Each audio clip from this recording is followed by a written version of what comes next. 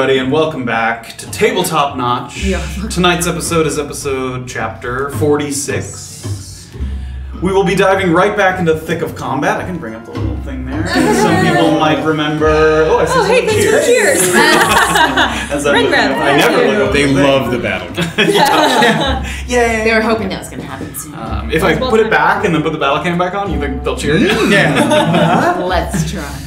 We'll be hopping right back into combat here with a little bit of trouble in the mines. But before that, we're obviously going to roll the intro and do a little recap. Any thoughts, comments, things people want to say? Yes, Akani resub, so thank you so much, Akani. And ZAR, somebody named Z. Oh, yeah. Why? Zoe sub. So thanks, Zoe. Thanks, Zoe. Because that's pretty rude. Get the name right. And also, happy National Ride the Wind Day. Very What is that? free. I mean, just go with the flow, maybe. go with Is that like an airbender thing? Yeah, what is that related? And I have 4 episodes left! Also, to go with that, happy National Sponge Cake Day. I never miss an opportunity to have an I thought you were going to extra say dessert. SpongeBob Day. I thought that's what I'm sure that's out Also there. fun. I will look that up, and I'll let you know after the 4 break when that episodes, is. really? Is it because it's slow? I think that it's you're 4 average? episodes. Yes. Yeah. You could watch You all of watch it in just like an like one afternoon. episode, yeah. We will discuss that during the title card. Never seen it. Oh. Let's roll that intro and then we'll be back. Yeah. Yeah.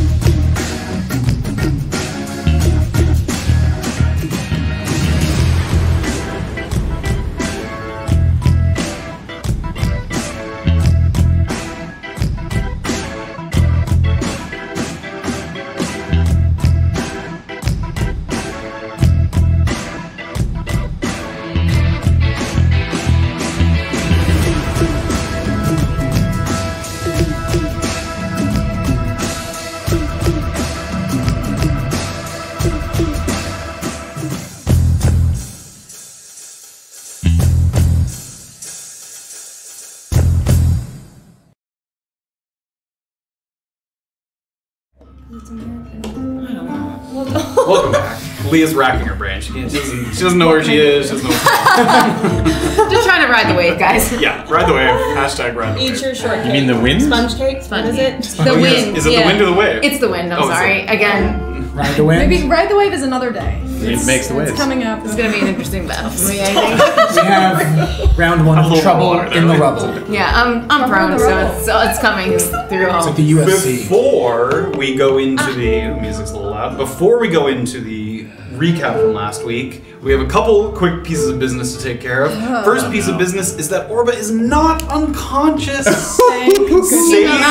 Saved by the break between if there had been a round of combat already, we would not have gone backwards. But tieflings are resistant to fire damage. I'm a dummy. You know, I was honestly so sad that I had rolled a 3 on the dexterity save that I didn't even hear what kind of damage you were saying. Jesus. And then last night I was like, You just accepted your fate. yeah, I was like, I'm dead. I'm unconscious. I noticed, I told Jordan this, that I didn't tell people who failed and who didn't because it was so obvious. You guys rolled like 2, 3, 4, and then like 19, 20. Yeah. So I was like, you know who failed. You know, You guys know you're losers. It's You fine. That's the first piece of business. Second piece of business, pick up a D20. Oh no. Master Graven. We forgot to roll a dexterity saving throw for Evie the horse. Why did you have to name this thing? I know, it makes it Had so to. much Why Guys, is it's gonna be fine. Why is he rolling? Ready? Yeah, also He why? named it 14. It Dies. Wait, does it have any modifiers? I thought that was with a modifier. Oh, no. Oh. Wait, riding horses have... Yeah. A dex modifier? +0. You did that I didn't know what its modifier What was the size? Terrible. 15. No. Evie! Sorry. It's fine. You did your best. Describe in vivid, do a kill cam for yourself.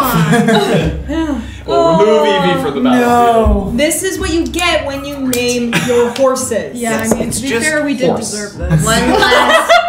One last Just everything name is and- horse. I'm gonna make it Name to of level love. 20 cleric and come back and do the And revive Evie. Can I give it my healing? As it keels over. It's dead. And with that, Looks like we're on foot. we will return to Rest of the way. the recap. And we alone walk to Mukmu. fucking close. I'm sorry. I really thought when you said Before you modifier, I assumed it would have had at least a +1 to its modifier, but Yeah, horses are horses are dexterous. dexterous. Come it on. has a +0. Wait, can we Not hear the this horse. modifier? Just because, you know, what else are we doing? Their tail gives them balance. It has a +3 strength, 0 dex, 1 constitution, -4 Why does it have intelligence, 3 0 strength and wisdom, no dex? -2 charisma. Because they're. Is it a draft horse? Because That's the riding horse. There's a At least separate they one have for a less draft horse. charisma than me. We should have gotten a It's not- show pony, obviously. It's not crocheting with its hooves. It doesn't have. Yeah, there's dexterity. draft horse, riding horse, seahorse. Did you have one of those? Seahorse. Dressage. Giant. I know there's giant seahorse.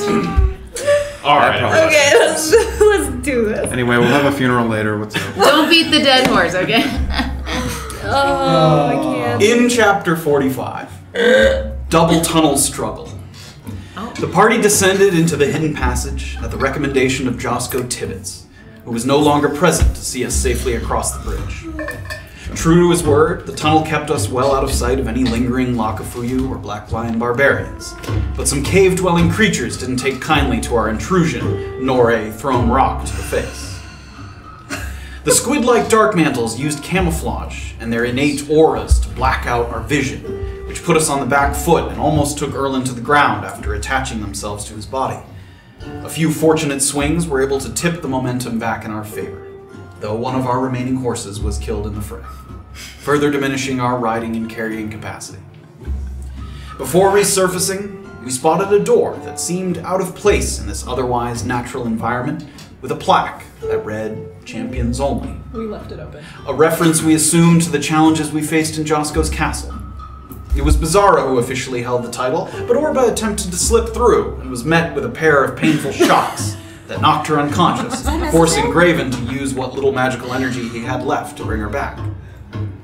Beyond the door, it's a recap. I have to recap. Very important that I was We have the some only one information left. that is essential to the next episode. You didn't really land on the fact that you did it twice. It could have been more. I said a pair of shocks. Go back, y'all tell me to do it twice. Go back. Beyond the door was a small storeroom where Josco had kept a few precious items, including a package with a note and a promising lead on acquiring a first edition copy of Grimari's Giant Grimoire. We added that to the list of potential avenues to explore in Mukmu, but it was one thing at a time, and after ascending to the open air on the other side of the canyon, we set our sights on the Mincuso mine, which we hoped would lead us back out of the Shaki Mountains. While resting for the night, Graven was spoken to by Kuuzni, who had mostly allowed his cleric to complete the Harvesting Yard scouting mission without interference, but who now wished to strike a bargain in the continued hunt for their elusive prey. Acknowledging that Graven's power had not yet fully returned to him, Kuuzni would abide by the presence of companions if Graven was willing to destroy the items he'd acquired from the healer back in Oran Trupa. By the early afternoon of the following day, we had reached the mines, though we were surprised to find them back in some degree of working order. A group of dwarves had begun collapsing tunnels in anticipation of streamlining their operation, and their foreman stubbornly refused to let us through, until Graven threatened him and demanded entry. The dwarf told us where there would be a break from the explosions, and gave us a map with the inaccessible routes marked on it. But while it proved to be mostly accurate, we hit a dead end on the lower level, and heard the footsteps of an approaching team of pissed-off miners. With shoddy armor and little more than pickaxes for weapons, they seemed outmatched, but an eruption of black powder sent us sprawling before we could get our bearings. As the ringing filled our ears and Orba nearly hit the floor for the third time in 24 hours, I changed it to nearly after we found it. There you go. We wondered, You changed that. what kind of valuable minerals had been discovered here that would make the dwarves so reluctant to let us in? Was it worth it at this point to poke around the remains of Micah Denholm's house for a copy of GGG? And is it time to sit Graven down for a lesson in de-escalation? Oh my god. Oh, yeah. We find out now on chapter 46 of A peek beneath the veil. He would just cast Hold Person if you tried to sit him down. Yeah, it's true. Already starting spicy here. Safira takes a few stumbling, uneasy steps as she struggles to right herself. Her brain seemingly rattled inside its skull, but her hand reaching reflexively behind her back for an arrow from her quiver. A long-practiced and deeply ingrained survival instinct. Directly in front of her and to her right are Graven and Beezaura, gritting their teeth as they rise from the swirls of dust and debris. But it's Erland who springs into action first, ducking at the last minute behind a pile of rocks to avoid the brunt of the explosion. He quickly clocks the situation unfolding before him. I'll put on the thing here. A patchwork barricade of iron sheets bolstered by the strength of dwarven miners. A quick flash of light from beyond as a bomb is being prepped for ignition. And Orba rolling over in a pained manner in the dirt, her tail and cloak a tangled mess after being flung nearly head over heels from the south wall. Erland springs into action. You see what's happening around you. Graven, Orba, and Beezaura have all been kind of knocked prone. They're in the midst of kind of slowly picking themselves up as the dust clears. What are you doing, Erland? All right, so I'm gonna sort of, after the blast goes over top of me, I'm gonna run straight for this guy. 5, 10, 15, 20, 25. So that puts me in melee with only those two guys, yeah? Yes, those Great. two, yep. So as I'm running over to him, I'm going to sort of drag my hand along the earth and cast Rejuvenate. Great. So like have a sort of shootout as I do that. Great. Oh, wow. So I'm going to heal my 2. Fancy. They see him kind of dragging his hand along and it kind of trickles up his arm. Rejuvenate. I hope all these little miners are scared. Because Listen. Oh, hell yeah. I cast my Constitution I'm save. so mad. Why didn't I just loose the And sort of coming back up, we're going two-handed quarterstaff, trying to get up over the shield there. Who are you going for? The guy on the guy I approached, the one that's right in front of you? Yeah, this Great. guy. a lot of Oh, actually, yes, that guy on the. Yeah. Okay. Give me an attack roll. That is 1, 2. 1, 2, 3. 14 to hit. 14 misses. As you come What? up and over Same shields. the tall shields, they kind of lean back a little bit to tip the shields back, and you're not able to get your quarterstaff up and over the top. Wow, this is gonna Okay. take a long time. Okay. So I'm so angry at this guy. probably maintain. Yeah, we're gonna use Flurry of Blows. Okay. Great. For my 2 extra attacks here. Okay. Wait, Rejuvenate's not a bonus action, is it? It is a bonus action. I can't do that. Just kidding. Okay. That's my turn. All right. Erland goes up, tries to get his quarterstaff over, isn't able to do so. And coming up next is Orba. Dust swirling. She sort of gets her bearings a little bit. She saw Erland kind of go charging along the side wall. She looks around. Okay, so Orba starts to like hoist herself up, and as she gets up from like a squatting position, she's gonna pull out her mask.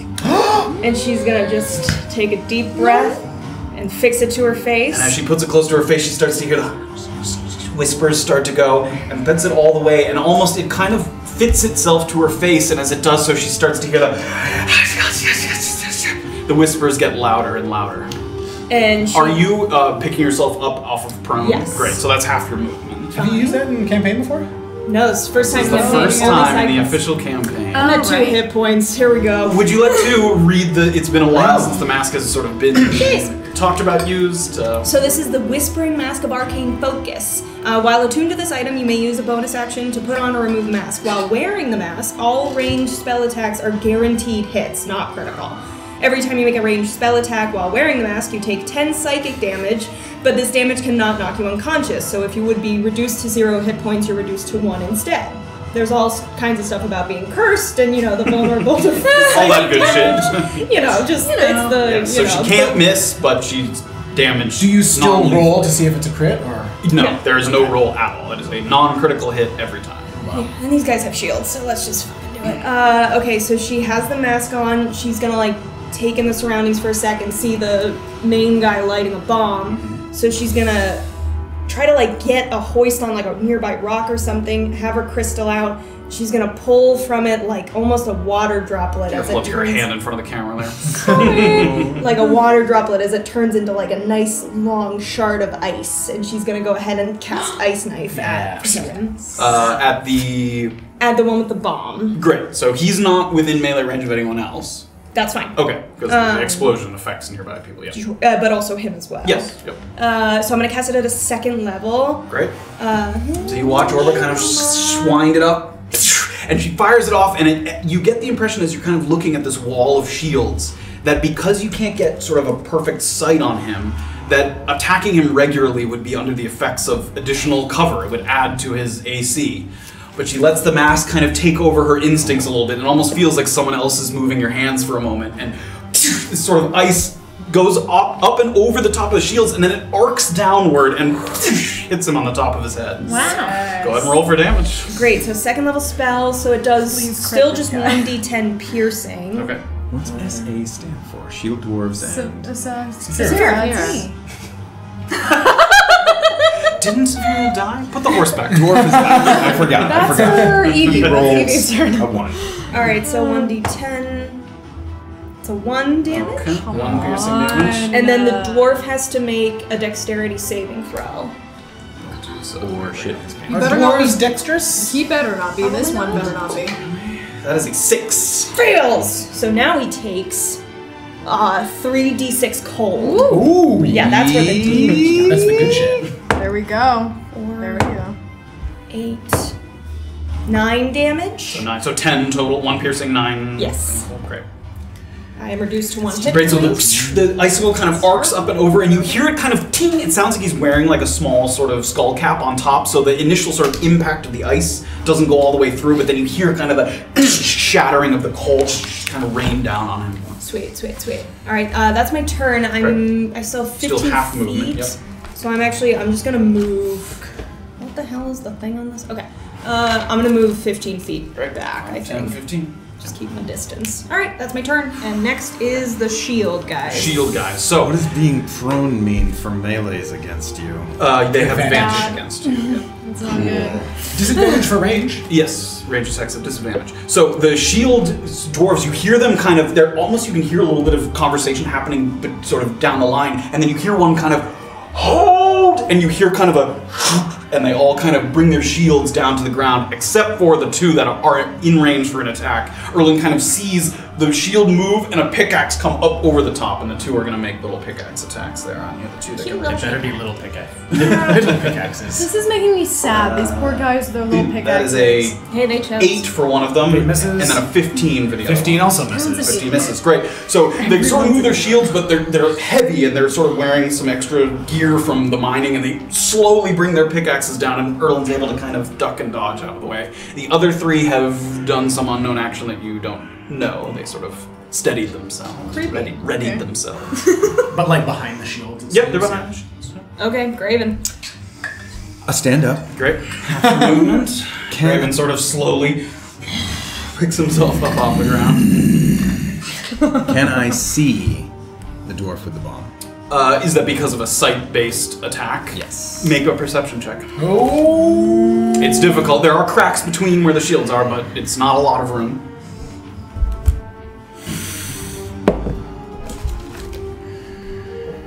13. 13. As you're kind of moving back and forth a little bit, the little spots between the shields, you're able to find a sliver where you can see them through the shields. Fucking don't move. And I'm gonna try to hold person on him. No, excuse me. Fuck. Can I hold an action? This is the thing, is will I be able to see him? Can I hold an action and say I will cast hold person on him as soon as he Tries. either lights it or looks like he's gonna throw it? One of those two? Yes. You gotta pick one, but yes, I will allow that. I'm gonna say, right now you can see him through the sliver. People are moving around. You'll have to make another perception check at the time of him attempting to move. Okay. Ooh, that's spicy. I'm gonna try it. I'm gonna When he hold it. lights. When he looks like he's gonna throw when he it. looks like he's gonna throw it. You got it. All right. Graven sort of steals himself, stays in a spot where he tries to. I'm going to say, given that you passed that one and that you're sort of steadying and waiting, you'll have advantage on an attempt to sort of keep an eye on him as he moves around. Unless he moves somewhere where it is like totally out of sight. Got it. Yep. And I'm gonna stay there. Okay. Yep. This is Beezaura. I'm going to rise, Great. Half your movement. and then I'm just gonna move forward. Yeah, I don't think you can make. I So can't do that was anything. so it rounds up. So that was you have what 25 feet of 25, movement. So yeah. you have 10 feet of movement left. Yeah, just 5, 10. wow. Right. So here with Graven. And since I'm there and I don't need to hit anything, I'm gonna rally for Orba. Great. Oh. And that's not a full action as well either. Oh, is that temporary hit points? Does that affect the What? mask? So Yeah, I you just can. take the damage. Oh, it's a bonus action though if I do that, so I can't dodge anyway. But it's okay. Yeah, to take the dodge action is a full action, not a bonus Yeah. action. Okay. Oh, You also can dash. Like you haven't used an action yet, so Right. you can use the dodge action. You could use a dash to get further along. Yeah, you I'll wouldn't be do able to attack without. I'll do using- that. Great. So, are you want to go up to these guys or over here? Where are you going? I'll go to those guys over there. Who's those Sorry. guys? These ones. Yeah. Those. Great. Great. So you get all the way up to them. Perfect. I mean, Now, they'll hit me, but it's okay. what are you rolling for? Oh, this I'm time? gonna use the bonus action to rally. Great. Just so you know, because it's something we haven't used a lot, when she uses the mask, she takes damage every time. So it probably won't, like... Yeah. Help I mean, about my if thing. something hits her from range right now, it could prevent her from getting knocked out. But just so you're aware. She basically Okay. put herself in one. Yeah, she and intentionally is probably put going to do it herself again. Oh, and Yeah. she can do it It's just at I every can, single or I can time. take the mask off, but like, Yes. Yeah. But if something were to ranged attack her and hit her, the temp HP could prevent her from going down. Also, somebody else went down with the explosion. Not just Orba. Okay, well, she only has one. You're right. All right, I'm gonna do Orba first. Okay, do it. D8, right? Yeah. One? One. Oh my god. Well, I'm sorry about that. I didn't seem make kind of the. I didn't make the noise. A That's sad, why. warbling sorry, cry. it'll I be didn't make the less, noise. it'll be less disappointing when I use the mask. Hey, I tried. Orba's like, what? It's tough with all the After psychic voices. Yeah. All right, It's maybe true. next time I'll choose somebody else. Right. All right, I'm done. Okay. Safira. Okay, how much movement does it cost me to get right up to shield guys, just out of curiosity? Like, how much from where I am to get there? To get like here, If I wanted to try to vault over them, I this know that goes would all the be way a up to the check. ceiling. What? This goes all the way up to the ceiling. Okay, could I vault over these guys? The people, yes, but again, a I know I have difficult to make a acrobatics check. check, but yes, you And then could how much theoretically movement vault. would I theoretically have remaining to be So able to get within 5, 10, range? 15, and then it's difficult movement, so 25, 35, Okay, 40. so I would put you couldn't really just- get into a place where I'd have a ranged attack at How much movement do you have? I have 30 feet of movement. Then you could not 5, 10, 15, 25, 30. If you vault over this guy and not both of those guys, you would end up there.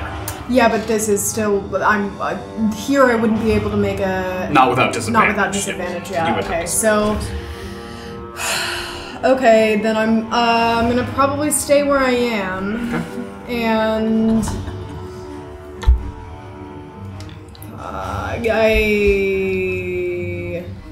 you know what? I'm gonna. I'm sorry. I'm very sorry. I can't wait to find out. I know, I can't either. I have my regular bow out now, so I'm not going to take an action to switch it. I'm going to try to go for one of these shieldy guys first. Pick one for me. Because the one that's closest to Beezy, because I just don't think Okay. I'm going to be able to hit. Takes it out, sort of duck to Graven. Yeah. Oh, good. 10 to hit. That misses. Yeah. And as you fire, it just kind of I rolled a It's- 3. hits the other end of the shield. Yeah. You can see it. I mean, you can tell that these shields are not like super well made. It sticks into the shield. It's kind of a thin, soft metal, but it's enough to prevent it from going through. God, okay. Yeah, then I'm staying there. That's it. Okay. Okay, it's the dwarf. Okay. He reaches down into a Big small guy. satchel at his waist. He takes it. He has a bomb in his hand, and he sort of puts it against his waist a little bit, so he's able to kind of light the fuse. And he picks it up, and he looks like he's gonna toss it up and over. Give me a perception check with advantage. Come on, buddy. 10. 10. You're able to maintain sight of him, and he goes just up like he's gonna throw. Go ahead and make. It's a save. It's a save. It's a. Wisdom saving. It's a. Wisdom. It's a wisdom save. 16. And for a moment, Graven kind of tries to reach out and grab him, but the shields kind of close up and he loses his sight and he tosses it over. Now, he's going to try and hit as many people as possible with this. So not Orba, right? Within 5 feet. So he can only hit 2 people. He's going to toss it right here. So that's not Beezaura. He can't get all 3 of you with one toss. Oh, it's a compact. Yes, it has a small explosion. So he's going to toss it here, hucks it up and over, and you see it kind of spiraling. And as soon as it hits the ground, there's kind of a little. I need dexterity saving throws from both of you. Ooh. 13. 7. Okay. That's the third 7 in a row. Different die. They're all different. This guy never. You both take 11 fire damage. Holy mother of God. I have Stone's Endurance. Okay. Wooden. Fucking not wood. Stone. I'm gonna say I'm like Not wood, no please. No wood. would probably be the worst choice right now. So it dissipates very quickly. It kind of erupts in a little bit of flame and then it kind of swirls out and dissipates. So 5 less than 11 Yep. is 6. Correct. And he's going to back up a little bit after doing that. He's going to back up a little bit after that. Sort of stay here.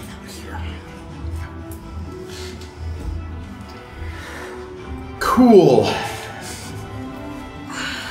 Alright, that was fun. All right. I think that's back to the top. Yeah, I think he was the Erland. end. Yep. Alright, doing my heal. Alright, we're gonna go for a.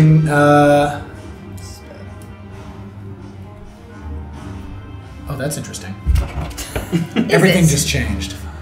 Did it? Yeah, I'm gonna try and vault the dwarf in front of me. Give me an acrobatics check. He's gonna what? Try and vault over Jump the guy. Oh. 15. Erland takes kind of one step and he gets, they've tipped their shields back in a way to kind of cover the top of their heads, and you use that as an opportunity to kind of press your foot on the bottom and then leap up and over the top of him, and you're going to land on the other side. That's 15 feet of movement, 10 to the dwarf space, and then 5 for the extra space. 25, 30, 30. Yeah. Oh, there we go. In addition to that, he's going to, you're continuing on. I'm assuming. Oh, actually, that's interesting. Yeah, I'm gonna continue on to that guy. Yeah, Okay, yeah. so that's 2 attacks of Okay. opportunity. So that was 10, 15, 20, 25, 30, 35. Wow. Great. 2 attacks of opportunity here. As they see you coming up, up and over the top. That's a 20 to hit and a 16 to hit. For 16, I'm using Bull Bar. Great.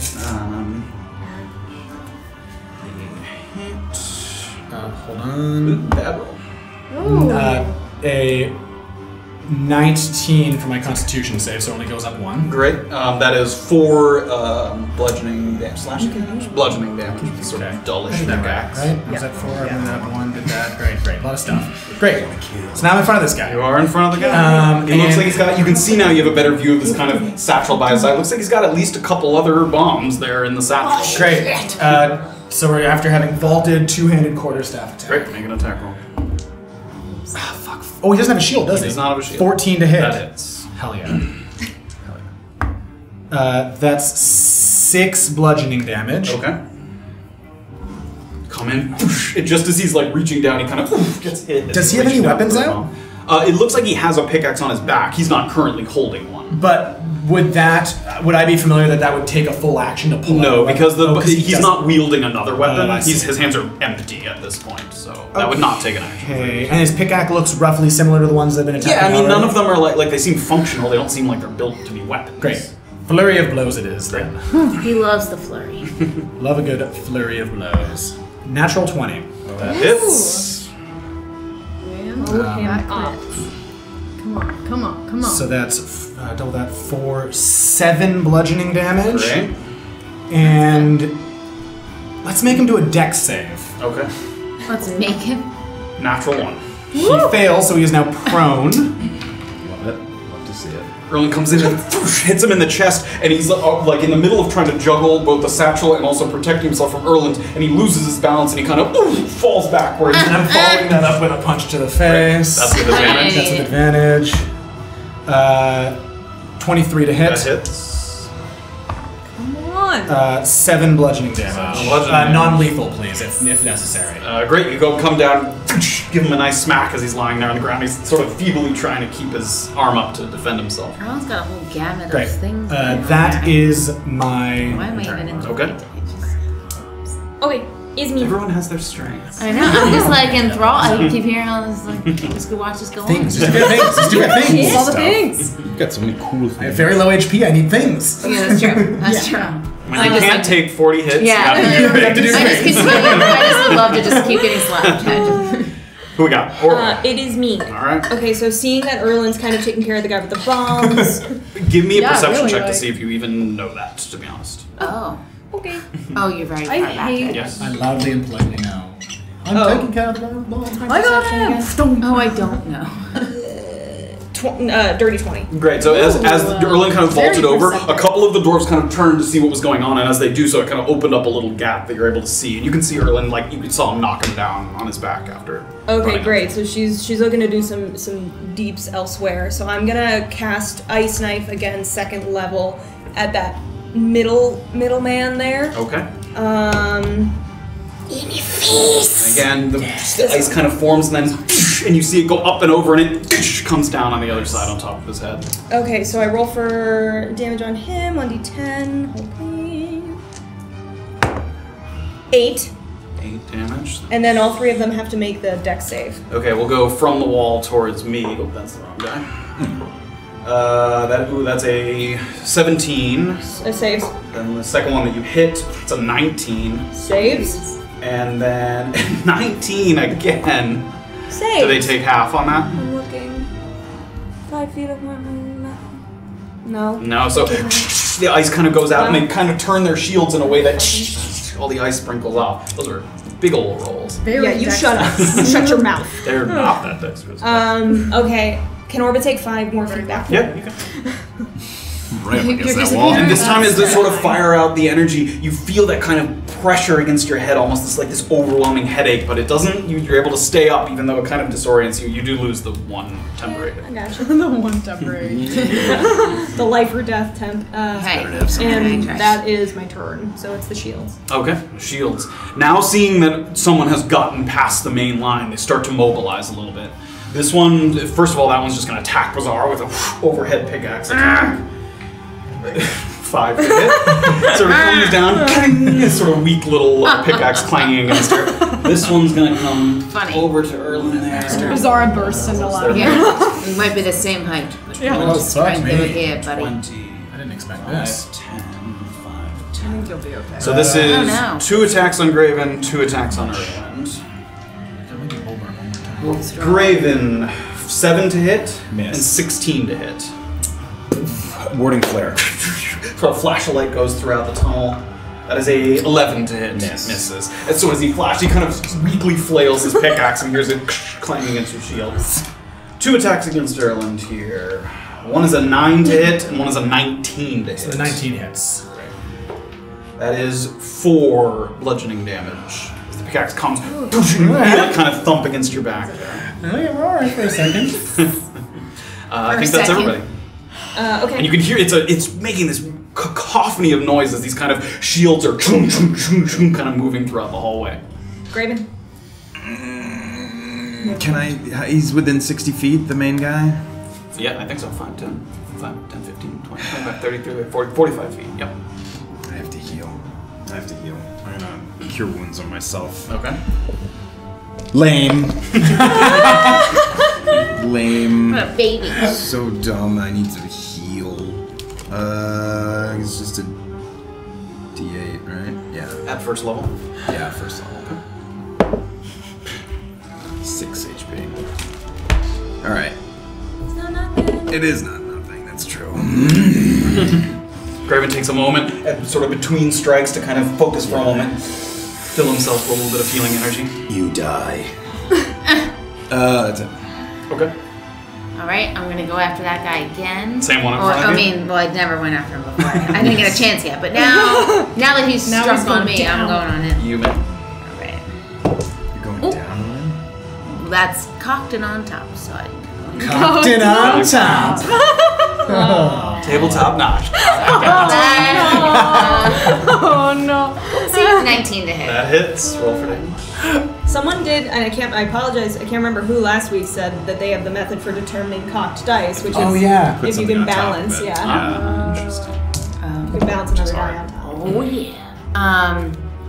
That is a 9. 9 damage. Great. So Beezaura kind of kicks the shield away so it kind of exposes him, and then she goes in, smacks him with her flail. Yeah. There we go. Anything else?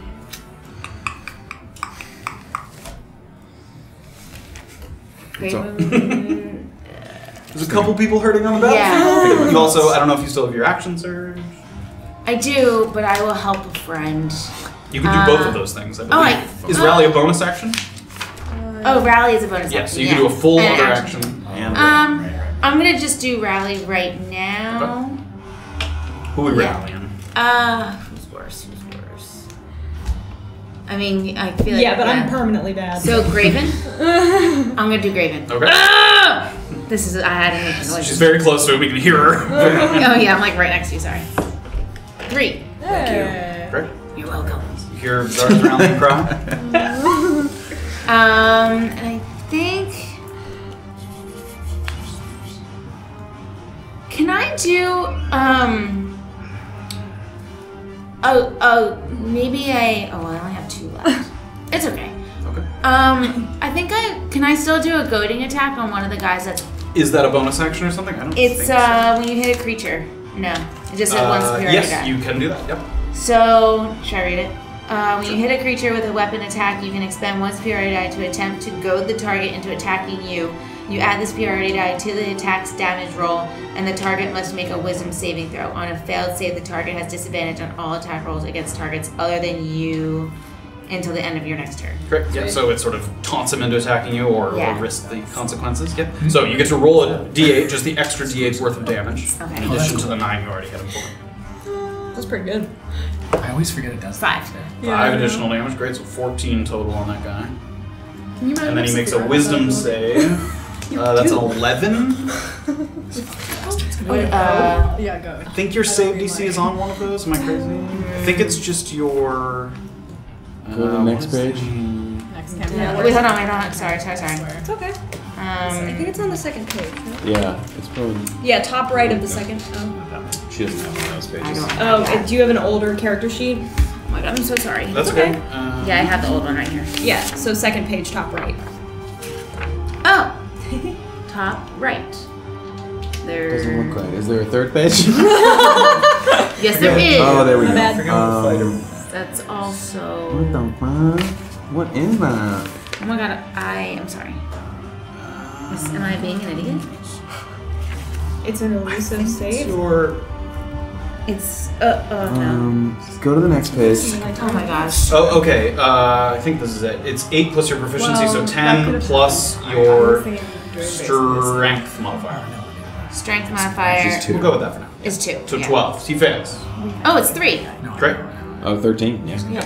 Okay, sorry. That's okay. I'll write that down. So he has Spell disadvantage save. on attack. Sorry. Well, it's not actually a spell save. It's a maneuver save. But yes. Shut up. I will. Wow, things are getting you. intense. So he has disadvantage on attacks to anyone except for you. Okay. All right. So far away. Orba's like, ah! In the bag. After Beezaura, it's Safira. Okay. Okay, alright, I'm gonna try to move, just so I can get kind of a clearer shot at like these guys over here. Can I kind of like move over here? Does that give me a clearer Where are shot? you going? Those pillars go to the ceiling, I think. They do. Oh, the pillars are If you the get up same. right behind her, I'll say that you can see them. Yeah. Okay. 5, 10, 15 Well, feet, I am or 10 going to feet. try to fire at this guy's head. That one there. Okay. Yeah. Great. And I'm gonna miss him. 11 to hit. That misses. Yeah. Yep. My So goodness. he sort of Wow, spins around and shoots the arrow I at him. can't. This. Why? Away. I'm gonna. Throw it away. I don't want No, we only have 2 d20s. I want to abuse it. Maybe if I abuse it, it'll do what I tell it to. That's it. I guess I don't. I'm not That's a gonna very move. severe thing. Okay. No one has to die here. No one has You to still die have movement, but if except for you're- you. I know. I don't think I'm gonna go anywhere because Okay. I still want to be able to be ranged. That's it. I just rolled a 19 with your dice. Is that I believe that's it. it? Alright, Unless so you're moving it's more. the No. dwarf. No. The main one got great. So he's sort of in the dirt. He kind of picks himself up really quick. He's gonna take half his movement to pick himself up there. So bad. He's gonna back up. Oh. Ooh. Scary. Go ahead and give me a attack of opportunity if you wish to take. 14 to hit. 14 hits. Roll for damage. Brain fart, there we go. 6 bludgeoning damage, non-lethal, please. 6 bludgeoning damage. Great. As he's sort of running away, smack him with the back of your quarterstaff, and he turns around, throws another one. He's gonna hit his own guys. Yeah, he is. 50, 55. He is going to sacrifice his own guys. Oh! He's going to toss one right here. This guy is the biggest jerk. I need Beezaura, Safira, and Graven to all make dexterity saving throws. I'm not using And I'm the die making one anymore. for I'm not that doing guy it. as I well. don't trust that die. We're using different. That's cocked. That's cocked. You know I what? don't like it. Okay. 8. 14. 14. 4. So Safira passes. hell yeah. So the people who fail take 9 fire damage, and you take 4 fire damage. That's hot and heavy. Again, and you hear it. What about the other guy? He failed, so he took the full 9. Wow. And lower down. Ooh, which guy was that? Ooh. As that explosion goes off, the guy kind kills of one isn't of his able to own turn guys? his shield fast enough, and the flames engulf him, and he's trying to pat himself out, but after a little while, he kind of That's sad. Oh my god, that's Falls to the so sad! This guy! killed one of his own guys. I'm gonna. This guy, I What a can't wait to selfish torture. Can't wait. I'm excited. So just I want to make sure so there's 4 guys left, and then the main dwarf. Yep. Okay. He's such an asshole. Okay. So Erland. Erland? Yeah, it's Erland. I am going to. I'm gonna first yell at him. He looks pretty beat up, yeah? Yes. I'm gonna first yell at him, call off your men or your next breath will be your last. He seems to be in the process of grabbing Okay, another one. that doesn't seem to delay his movement at all. Here's you. Okay, cool. Okay, good. Alright, I am gonna take. He takes 2 quick breaths just to piss you off. I am going to use. There's 2 guys there? Alright, I am going to use. Did you heal for your start? Your turn? Oh, thank you. You are a benevolent DM. Sometimes. Gestures. Alright, so I'm gonna use Step of the Wind to disengage from those 2 guys. Where's my key points at? There we go. And then I'm gonna charge at him at 2-handed quarterstaff attack. Got it. That is, another 14 to hit on That him. hits. Roll for damage. That is 11 bludgeoning damage, non-lethal. Bludgeoning damage. You're still not trying to kill him? You give him another More? and he sort of is. He's sputtering a little. He has a little blood coming out of his mouth. He's still up, but he's sort of wavering back and forth. How much HP? Okay, so that is Got 5, high 10. HP. Things are going to start to have HP. How we're dare level 4 you! now, huh? No, the crappy little guys didn't have That just flew right into my mouth. Oh. Okay. I thought you were roleplaying. No. Oh, I was so moved. All right. I'm gonna sort of, having hit him, I'm gonna sort of set up and look to the. Can I yell something to 2 guys, or did I get my 1 yell? No, you can give him a short. Did I see him kill his own guy? No. There was Okay. 2 shield guys behind you. The shields are very big. I'm gonna say that you didn't do it. Okay. Then, having just seen him continuing to try and attack while he's being beat up, I'm gonna say, he does not care about you. And I'm gonna gesture to the guy, kind of giving them an opportunity to surrender. Give me an intimidation check. Oh. Come on, be intimidating. Intimidation, 17. 17. You see the look on their faces, and they kind of exchange glances a little bit. They steel themselves, but I mean, they look nervous. They don't look like they're about to just book it, but they definitely feel like at this point they might have bit off a little more that they could chew. A little. They moved 5, 10, 15, 20, 5, 10, 15. Yeah, they're gonna get me either way. Alright, cool. I'm staying there. Okay. What we got? Question about taking a healing potion out of my bag. Is that a action? Just It's taking an it. action to take the healing potion. Not to take it, just to have it out. Oh, with the intention of what, I guess? Trying to think of a clever way to give it to Graven. Like if I just put it on the ground and then like walk away from it. There's gonna be an action in there somewhere. You can drop it on the ground for free. That doesn't cost an For action. free. Yeah. Oh, I didn't like that eye roll, Graven. I mean, Just run up and just drop it for free. To hand something off is an action. Is an I action. want you pour it into his mouth. Yeah, guzzle it down. Yeah. Okay. How rough is the guy next to Graven looking?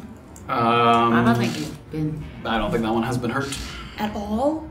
Nope. Well, that's poop. That was the one that Erland initially tried to hit and missed, and that was out of range of the explosion of the fire. of the Yeah, bomb. okay. I can't really help a ton. Alright, so I guess Orba's gonna take the healing potion out of her bag. Let's have her walk like 15 feet forward here and place it down. So You can administer a healing potion as an action. as an action? Yes. How far away is Graven? 5, 10, 15, 20, 25. 30, 35, 40 feet to get within range. I only have 30 feet of movement. Alright. Yeah, I have to meet you halfway here, bud. 15 feet forward. Runs forward. Yeah. Oh, but then if the bomb... You know what? 10 feet forward, because if another bomb... I will is still- allow you to put it in my mouth if I'm unconscious. I have one too. You're too far away. Yeah, I have one too. And you're placing it on the ground there? Yeah, I'm placing it on the ground. Puts it on the ground. Actually, do I have one? I think I gave Healing potion there? You gave your young Yeah, so I- Yeah, I was gonna say, I'm like, I think I you don't gave it to have her. one. I Yeah, you gave it to me. And she's gonna shout, Graven! You guys are fucking fighting And two guys then over there. cast... I mean, Let's just cast a good old, like... Chill... No. Ray of Frost. I'll cast Ray of Frost to the guy on Graven. Great. Automatically hits, it finds its target as you hear the whispers in your head. Okay, Did you roll on your D8. healing? Was that? Do you roll like a 1 on your healing? 6. 6? There's a 3 Ooh, plus 3. 8 damage max roll. 8 damage, great. since lost all of it. And he Flood of cold energy goes out. loses 10 feet of movement. Okay. The already sort of relatively immobile looking, he's even slower than he was before as he's kind of... And I'm gonna take like the 10 feet back again. Okay, sure. And that's my turn. So it's Okay. the shield. the little healing potion just. Trying to Homer get Simpson in the bushes. trying to get it closer. Shield. Shields, okay. Most of them are gonna go for the two... Sorry, the 2 attacks we'll do first are Graven and Beezaura. Intimidate them sufficiently. Graven, 19 to Oh. hit. Warding flare. Nice. And Beezaura, 17 to hit. Graven, 13 to hit. Misses. Nice. Another flash of light, and the pickaxe goes wide. These two start to run up, Oh. Oh no. You thought and you they sort of nervously approach as they see you kind of beating on the other guy repeatedly. I'm gonna give them some sort of saving throws here as they attempt to steal themselves. Oh. That is a fail. And that is a pass. This guy's gonna run up to you, sort of taking a deep breath, and takes a swipe. And this guy running alongside him sees him going, and then at the last second he kind of pivots and starts running down the hall. Oh, cool. Oh, Oh, thanks. do you leave? Yeah, that guy's. There's a 19 to hit. That hits.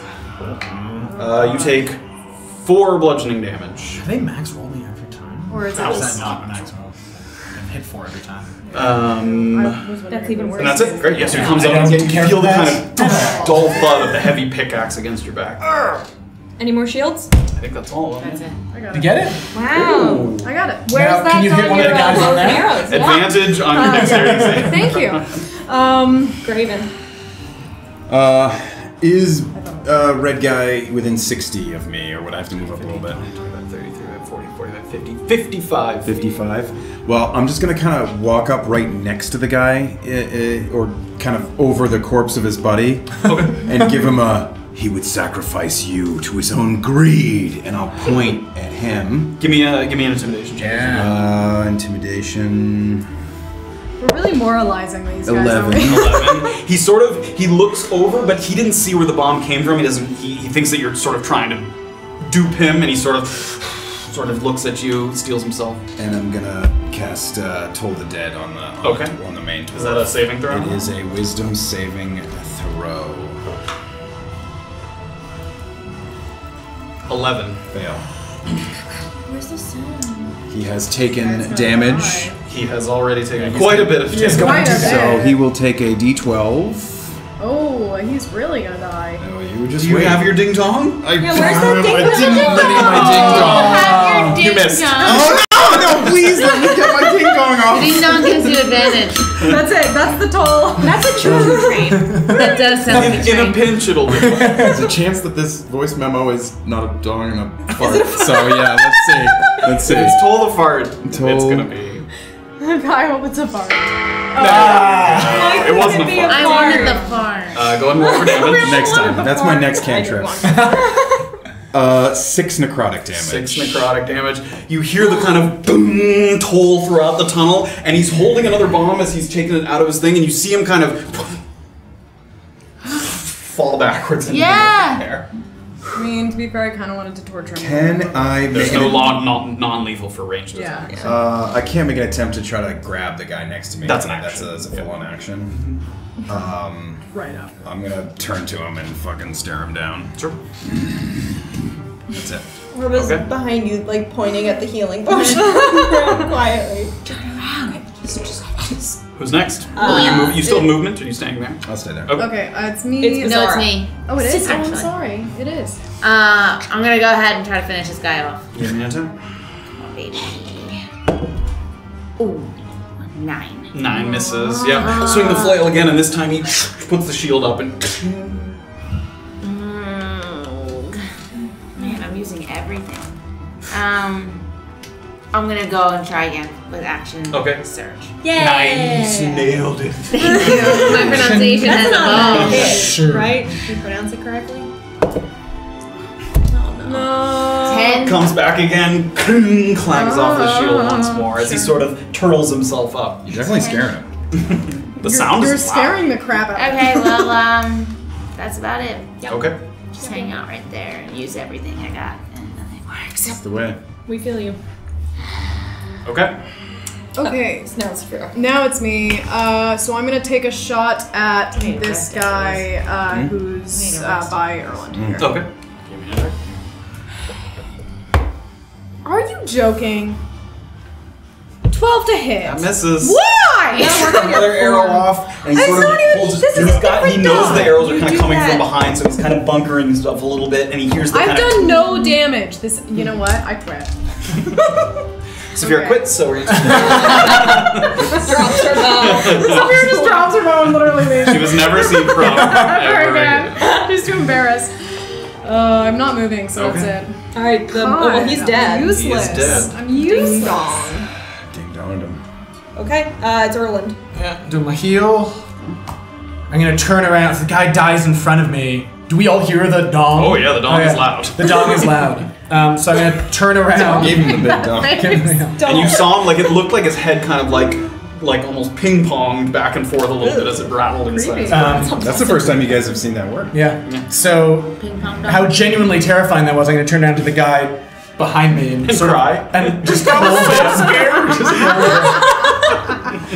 Oh my god. I'm gonna say you're next and see if he like shudders at all from that. Somebody I mean, again, he kind of Yeah. was able to withstand Okay, cool. the fear of. And then I'm gonna go like- quarterstaff attack.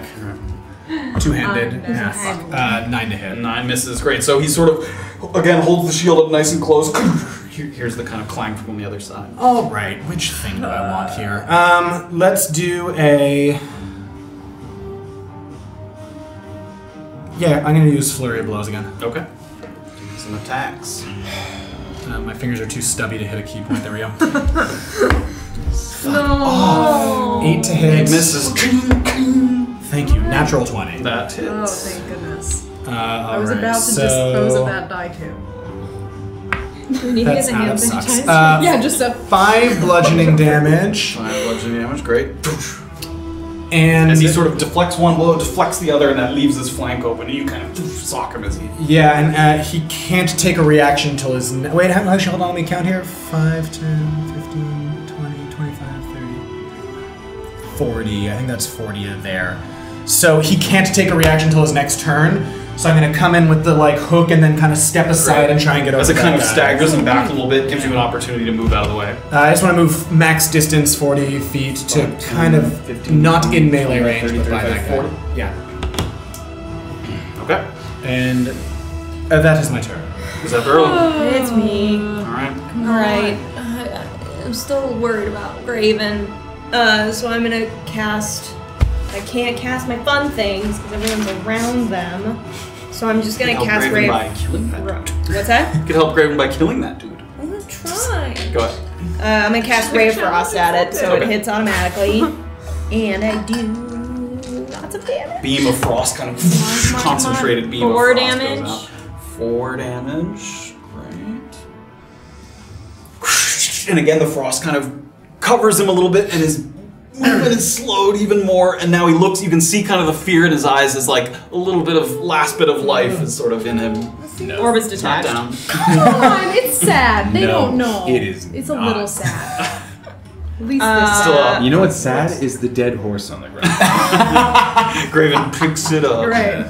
I'm gonna also. Can I pick the potion up, or is that an action probably?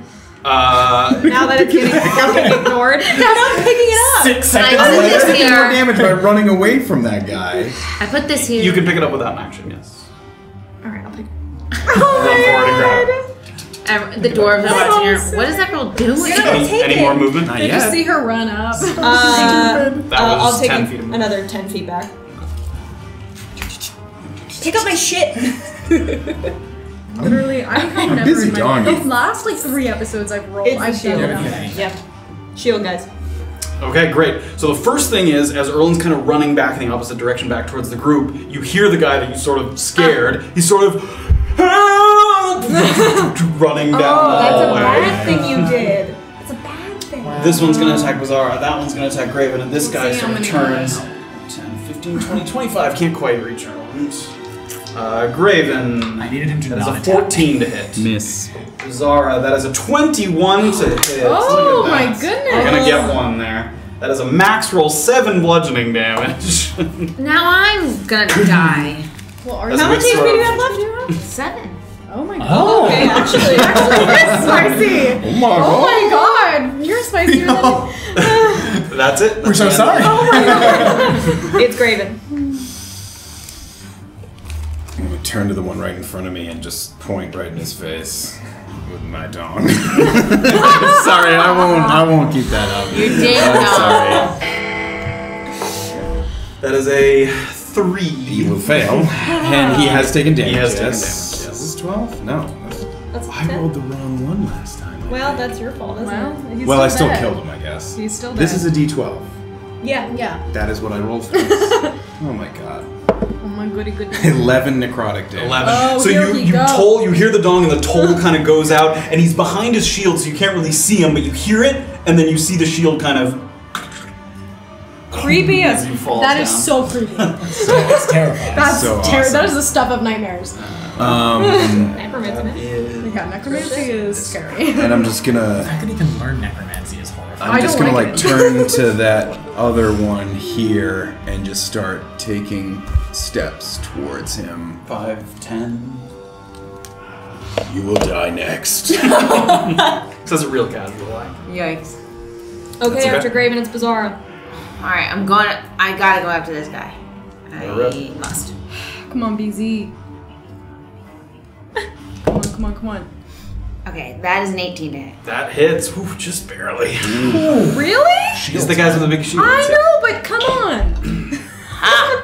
He's done. That is 10 damage. 10 damage. You swing it around, and the chain of your flail catches on the side of the shield, so you see the ball kind of whip around the other side, and it hits him on the side of the head. Ow, that's Done. spicy. And then there was one. And then there was one really scared dude.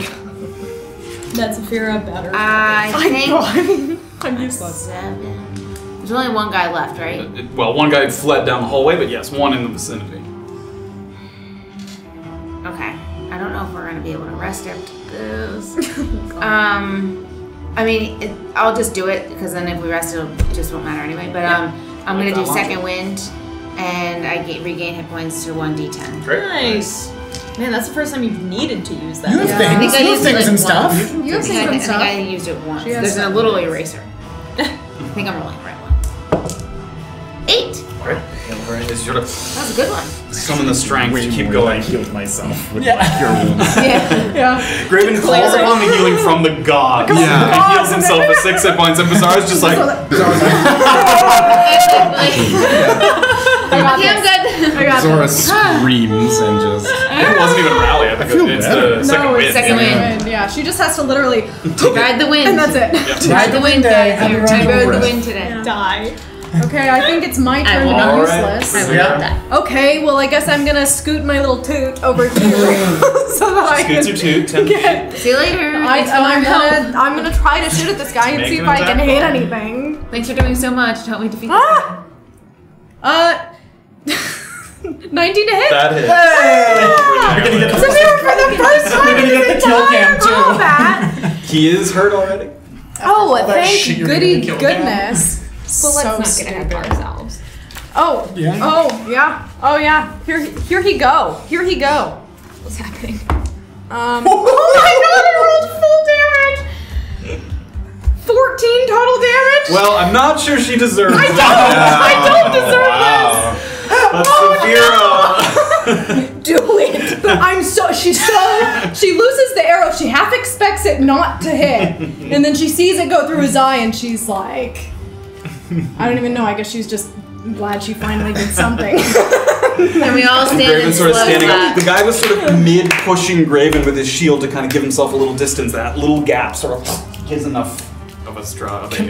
Now, Matt, can I? Yes. I know that combat is sort of over, but given that it's my turn and that guy's running, That guy's going. I have 80 feet of movement.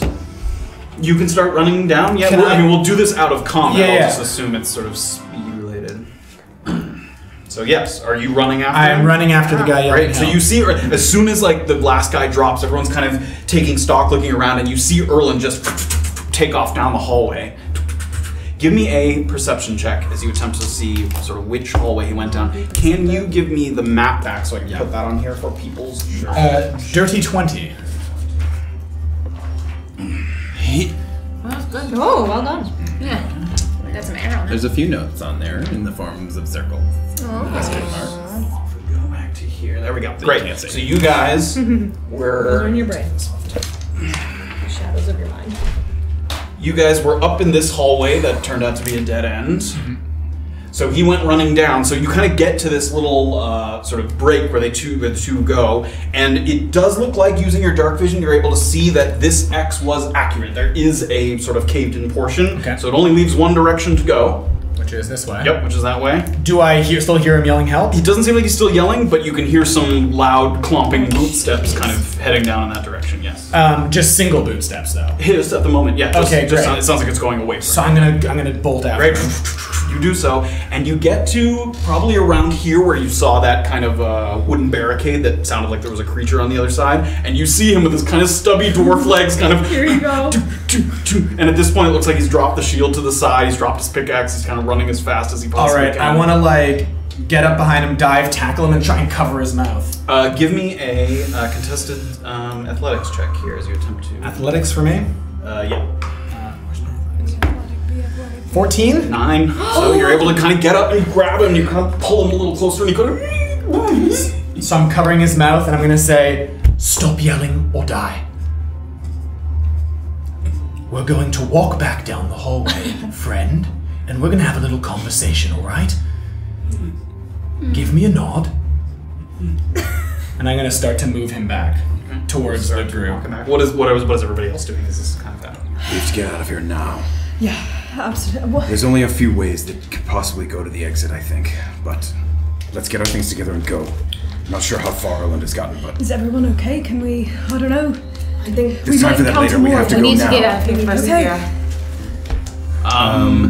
Is someone carrying the displacer beast bag? Oh my god, yeah. I'll pick up the Okay, bag. Graven goes over the horse, pulls the rope off. What's I mean, that? it's So- you can carry it relatively easily. However, you won't be able to like wield Shield. something else while Yeah. you're holding it. I could have like mace in that, Yes. or like Yep. maybe Use it shield as a in that. weapon. Yeah. Can you, as I'm dragging him back, are we gonna pass that was right about here where that door where we heard the digging was? The door with the sort of creature on the other side is this room. There is a wall like here that's blocking off. Oh, okay. So I tackled him like before he got there. No, like right there, like right where the door is. Okay. As I'm sort of dragging him back, I'm gonna say, "What's behind that door?" You take your hand. Yeah, no, I'm gonna say, I'm gonna remove my hand. If you scream, your neck breaks. Nod if you understand. And I'm gonna half uncover his hand. It's an pancake. We use them for digging sometimes. Does it seem like he's telling the truth? Make an insight check.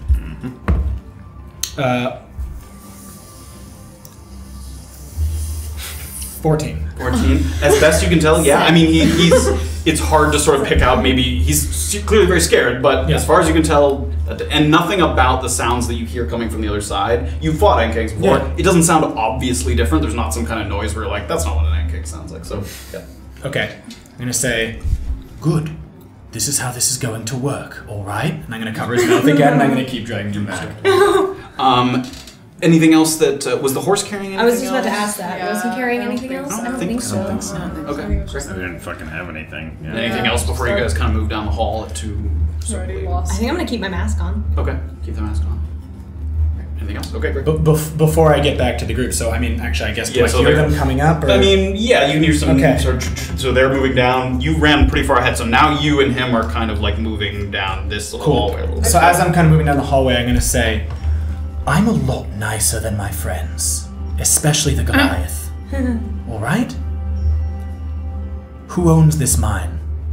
I don't know. I'm gonna, again, uncover his hand a little bit. Yeah. I don't know. I promise, I don't know. Wiggs, the man you killed, he was the foreman, but I don't know who contracted it. Would Wiggs have known? Probably. Do you know a safe way out of here? Yes. You're going to lead us, and then we're going to let you go. Do you understand? Yes. All right. If we run into another dead end, an ankeg, or any of your friends... I don't know where all my friends are. Well, you better hope they don't show up, or I'll snap your neck. All right. I'm going to cover up his mouth again, as I guess I hear them coming. Yeah, so you guys now, you kind of meet like just past where that sort of little offshoot is there, right at the corner.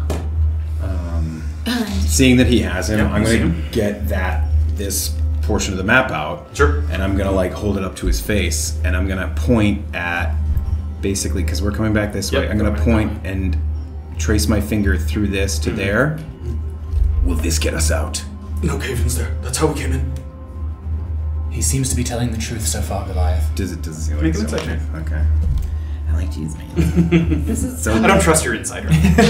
Natural one. 13. 13. Again, as far as you can tell, he seems truthful. Very scared. Sort of.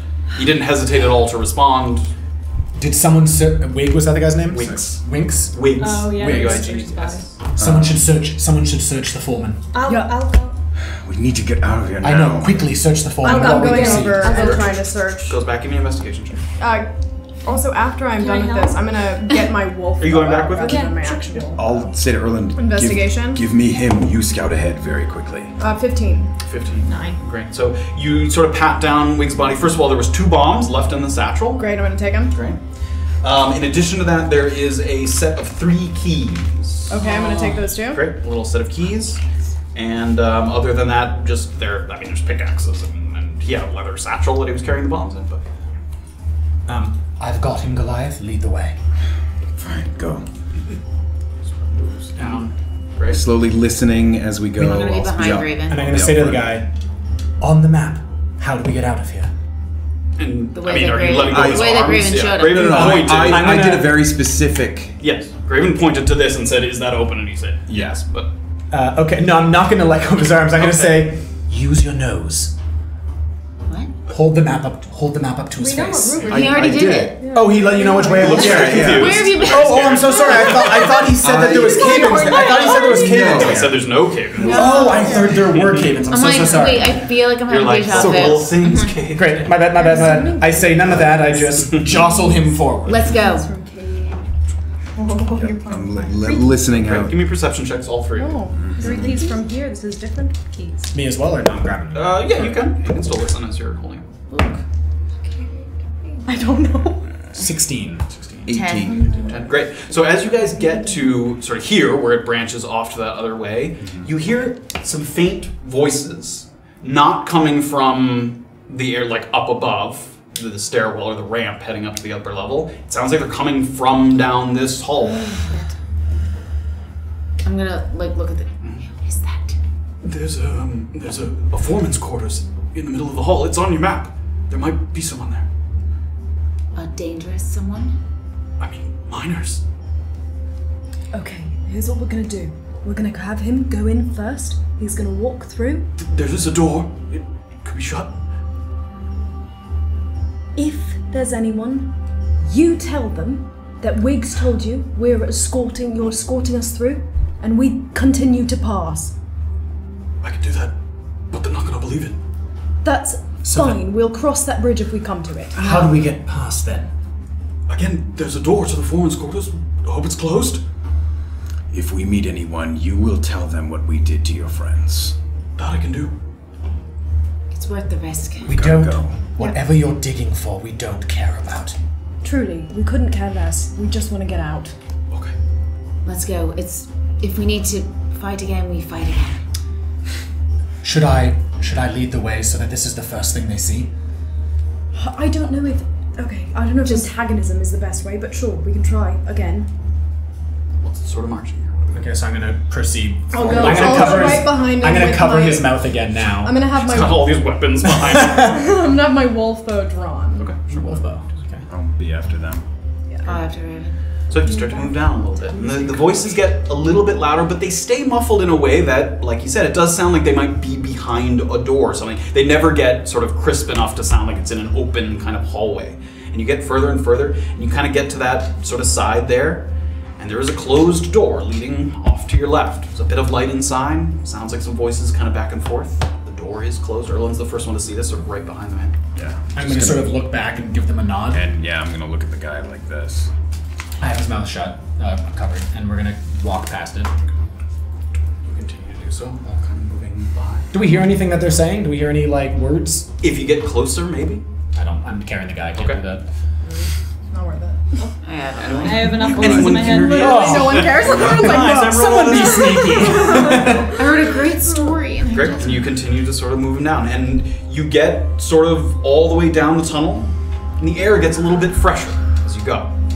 Every breath, smells a little bit like the outdoors. And it isn't long before you can see into what you know kind of from your original pass through here, the quarry vestibule, sort of open area that had some tracks running along the ground. It looks like it's been cleaned up a little bit, a little more welcoming than before. Any of the broken kind of carts or rails have been kind of picked up, dismantled, put to the side, so it has a little bit of a sense that someone's clearly been here and started work on the area. And to your left, you see the interlocking beams that comprise the entrance to the mine, still holding strong and now offering up a possible route of escape. There's nobody in this room that you can see. Again, some voices, little quiet voices behind you, presumably from the foreman's quarters. And at this portion of the day, you would guess, as you saw before, the laborers seem to be concentrated on the upper level, finding what was going on up there, some of the explosions, some of the sort of hallways that they were blocking off. And there's a gate leading out that was not there before the first time. And now it clearly is newly constructed. The metal looks clean, not rusted over. There's sort of a newly installed gate there. Is there a lock on it? There is a lock on the gate. I'm gonna... Hang on. I'm gonna try the keys that I found on Wiggs at this door. Will there be guards on the other side of this door? I don't think so. I don't see why. It's an exit, not an entrance. So I'm It's kind of both. Kind of both. I guess that's the door works both ways. Is there any scrap cloth or anything around, any bags or anything? Bags, no, there's scrap wood and iron and thing. There is not like that, no. Okay. I'd like to gag him. Does anybody have anything? I mean, I'm sure, yeah. I'm sure For what? somebody- For what reason? So he doesn't make noise. We don't want him to. I mean, he's already not been making Are we noise not all the going to time. escape? Can continue. Go up. Yeah. The sort of thing. I'm trying to. And one of them sounds like it opens up the gate. Great. Okay, I'm gonna open it. Go through. Great. Will there be any other guards on the path back into town? In the entire Hills of Ravenfront? No, in the immediate path. I just said no. Okay. Okay. Wow, sass. What are those other 2 keys for? One of them's for the entrance on the upper floor, and one of them's for the cage with the yam cake. Alright. Is that true? Make an insight check. Everything this guy says. No! She doesn't know. I don't. As far as you can tell, it's true, yeah. Okay. What are you repurposing the mine for? For mining. Wiggs said it was purchased and repurposed. Wiggs thinks there's mithril here. We haven't seen it yet. You haven't seen any. But we've been told that it's here. And if you know anything about mithril, even a little bit turns a profit. But Wiggs didn't tell you who purchased it. No. I'm contracted through Wiggs. Have any superiors above Wiggs come through here? Not that I know of. We haven't been here that long. How long have you been here? 5 days, maybe? You came from where, originally? A village up near Nolan's Woods. Is Wengami a friend of yours? No. Well, this is how I see this happening. Will we be pursued when we leave here? Can you promise that? Just in case we are, though, how about we give us a head start? You follow us out, you wait at the entrance, and I don't know if you've noticed, I do not miss. So we will go forward, and you will stay at the entrance, and if you go back in before we are not visible anymore, I'm going to shoot at you. Okay? And again, she doesn't miss. Orba still has her mask on. She does that. Okay? That's the terrifying mascot. It looks kind of like a little doll. Oh my god, so How does that sound? I mean, he nods. Shall we? let's do it.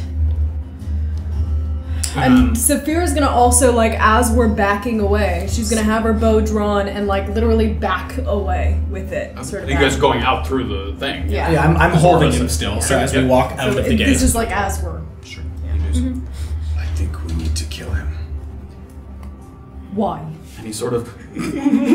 Why? Yeah, cover him up again. We've left too much of a trail all through these mountains. Really? This is where you draw the line. What line? Graven, I think many other dwarves saw us come in here. Don't you think there's been enough bloodshed for one day? He's been pretty honest, Graven. Why? I don't want to be followed. Neither do I. We're taking precautions. There's no reason to murder this man. Wait. No. Keep your mouth shut.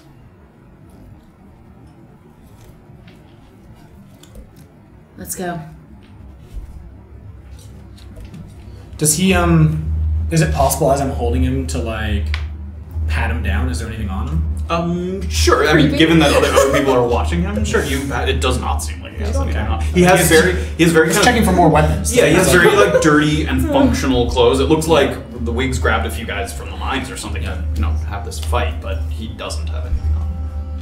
Alright, so I'm gonna kind of like hold him up against the sort of cage, I guess, the gate. Sure. Let's start walking. Orba's got her crystal out. And the whole group backs up. And I'm gonna let the group start Right, walking a little sure. bit first, because Yeah. Who's going? I mean, I'll start taking steps back, Sure. but Yeah, I'll go behind I'll start taking steps back. Erland's kind of the last one there left Yeah. with him. I'll be next to Erland still. Okay. Oh my god. what are you gonna do? The Goliath. other three What start to are move you away. doing? Goliath. He's a laborer. They all were. They're going to stay here. You're going to stay here. Absolutely. There is mithril in these mines. I hope so after all this. I know so. The mithril is worth more than us. I believe that. Are you satisfied, Goliath? I'll turn and leave.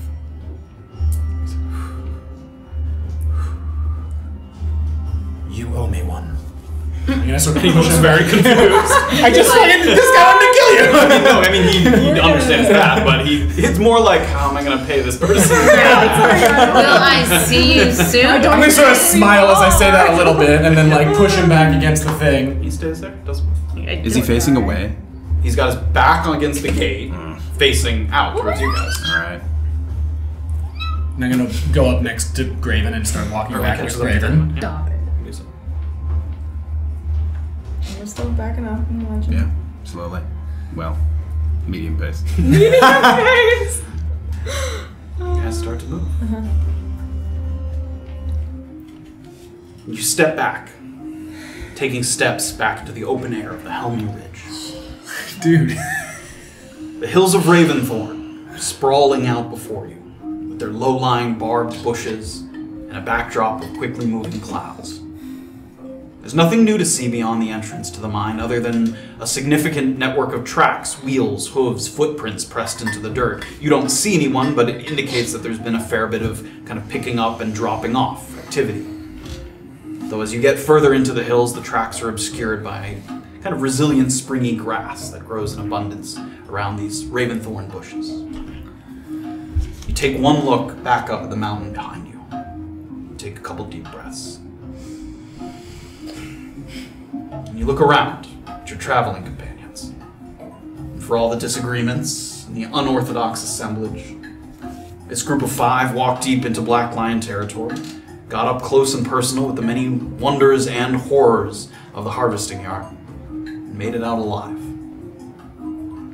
A few hours go by, walking. Graven glistening with sweat as he continues to carry the displacer beast bundled up. I still have my shirt off.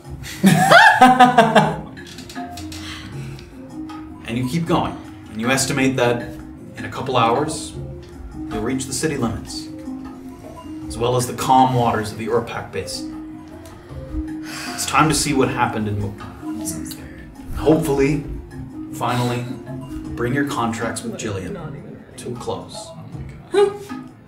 As you continue on, the absence of the Black Lions patrolling through these hills is felt in the abundance of wildlife. Far more creatures popping their heads out to dash from shrub to shrub, compared to your first foray through the fields here. Small packs of striped hyena can be seen tracking your movement from a distance, just waiting to see as the larger predator if you leave behind anything to scavenge. It starts to get dark. And you realize that the conversations about what to do when you reach Mukmu are fast becoming more than theoretical. You get to a point in the hills where, either by instinct or by coincidence, you're not sure, you see a few highly uneven bushes that look like they have large portions lopped off of them. Guides that Jillian had made for Safira when she went to retrieve her belongings. Starting to grow back just a little bit, but clearly sort of a clean slice across at a diagonal that she was able to follow. It's not long after that you find your way to a dirt road. And with the land flattening out, you see to the south a tiny glint of torches along Mukmu's outer walls. You start to approach. Orba's been like limping pretty good along this journey, and finally she gets to a point of exhaustion where she puts a hand on Graven. You don't by any chance have any more energy left in you? I'll just take her hand and cure wounds. Second level. She feels it. While they're doing that, what time is it roughly?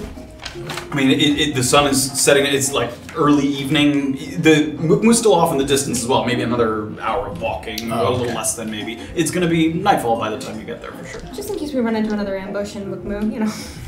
Like the last time. It's going to be dark for sure by the time it's already dark. Our Ridier right now is Lemonade Man Coalition against us. How much was it, say? He healed me 12 of 13. Oh, wow. Strong pulse of energy flashes throughout, and you see it kind of come out of Graven's veins and. Thank you, my friend. You guys continue to walk. So, what's the plan? Do we make camp outside the city, or do we try to make it to Yannick and ask for shelter? Oh, right, you didn't want to talk to Yannick. I would like to see Yannick. The farm? Staying. The woods outside the city? You Where almost just killed a laborer and you want to speak with someone who knows us. What are you suggesting? We send the tiefling disguises herself, goes to a pub or something and asks who Calcetra is, where Calcetra is. Really? You wanna think do that that some tonight? random person in a pub? I think the night is the safest. We don't feel that even making camp outside of the city at night and setting watches, as we normally do. I I think think having a Calcetra rest might before be- we enter the city is the smartest decision. I agree. I think Calcetra might be the kind of person that if you ask about her in a bar as a stranger, she's going to find out about that and be, I don't know, maybe a little concerned for her safety. Maybe that's not the best. I don't think that's the way we get where she lives. I mean, I don't see how we could possibly get that information that way. Yeah. We have to ask someone we know. Otherwise, how could we possibly be sure that we're getting correct information? I think maybe another option would be make camp outside, and in the morning, Orba, if she wants to disguise herself, talk to Yannick in a disguise, but tell him that it's her. So that way no one sees her approach him. But at least we know that, we can trust him Yes, to the extent him. that we can trust him. Also, I'm not sure a simple commoner inside of a bar will quite know where she lives. I don't know if agree. everybody knows where everybody Are lives. you alright with trying this tomorrow? I think we should, I agree, resting tonight seems safe, yes. Can we go to the farm, or would you rather stay out in the woods here? I think the woods is safest. Alright. That's fine. Okay, somewhere off the trail. Certainly not. You mean Teo's farm? Yes. He is far too closely associated with the Lemonade Man. I know Gillian trusted him, but that was before we've learned everything that we've learned. To be fair, his brother doesn't live with him, but he is his brother. Also, just to clarify, Jillian didn't trust. She Yeah, she rented. paid him. Yeah. Yeah. I mean, he's not, there was no association with them really beyond. I think outside is Yes. the best. And I suppose I also was thinking, if we can find some way to change our appearance slightly, change our clothes a little bit, walk with a limp, change the way we walk. I still think it's going to something. be a tiefling, a Goliath, and a halfling all together. No, I know. Well, that was the other thing I think we should talk about is not going in all together, but Tieflings are common, Goliaths and halflings. Yes, but all paired together, we stand out. well, that's what I mean. Yes. So I don't think we can go in all together. I think we have to go in spread out and, I don't know, trying to do something a little bit different. I'm not sure, what, but we're going to have to do our best because we cannot walk in here like we walked out.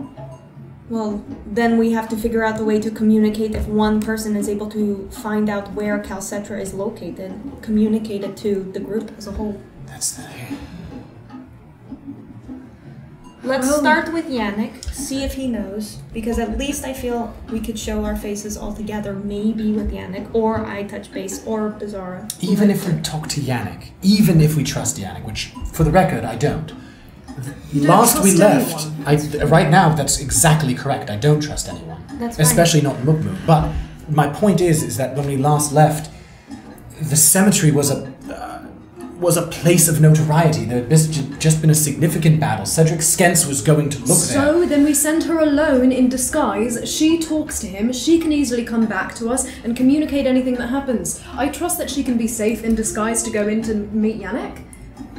What if, again, like last time when we went to visit Yannick, there were guards stationed outside and they what are don't they let gonna- them in? Well, then she can come back to us and tell us that, and we'll cross that bridge when we come to it. All right. So, get relatively close to the city, find a spot. And then one of us will go talk to Yannick in the morning. Okay. You guys continue to approach. How close do you get before setting up camp? Do you want to sort of be able to see the cemetery and the farm kind of on the north end? I'm not keen on that. No. Out of sight of the city gate, I think. So Yeah. If Is there's there, any, like, is there like a north? I can't remember. Is there a legit northern gate like right there? That is the north gate. Okay, yes. great. So Right, yep. I would say outside of sight of the cemetery and Teo's farm. Yeah. any kind of like heavy forestation, maybe? Where's Teo's farm? Is Pretty that- far, like where Safira went with Teo to the forest. What is that, like 45 minutes? Yeah, that's reasonably close to where you are at the moment before you get closer to the city. Is number 14 Teos Farm? Everyone pull out your Mukmu No. maps. He's outside the city. Oh, he's outside? He's across from the graveyard. Yeah. 14 was Vaklov, was it not? Nope. Nope. It was Never near mind. Vaklov. I don't know. What that Okay. is. 14. It's probably HEN. It's probably 18. Probably a large hen. It's a hen house. Well, I guess Orba's gonna stop on the road. Do we think this is a good spot off the road here? Into the It's woods just far here. I enough. think as good as any, yeah. Okay. Graven's I mean, Safira's gonna start. That's the displacer beast bag kind of slip off his shoulder.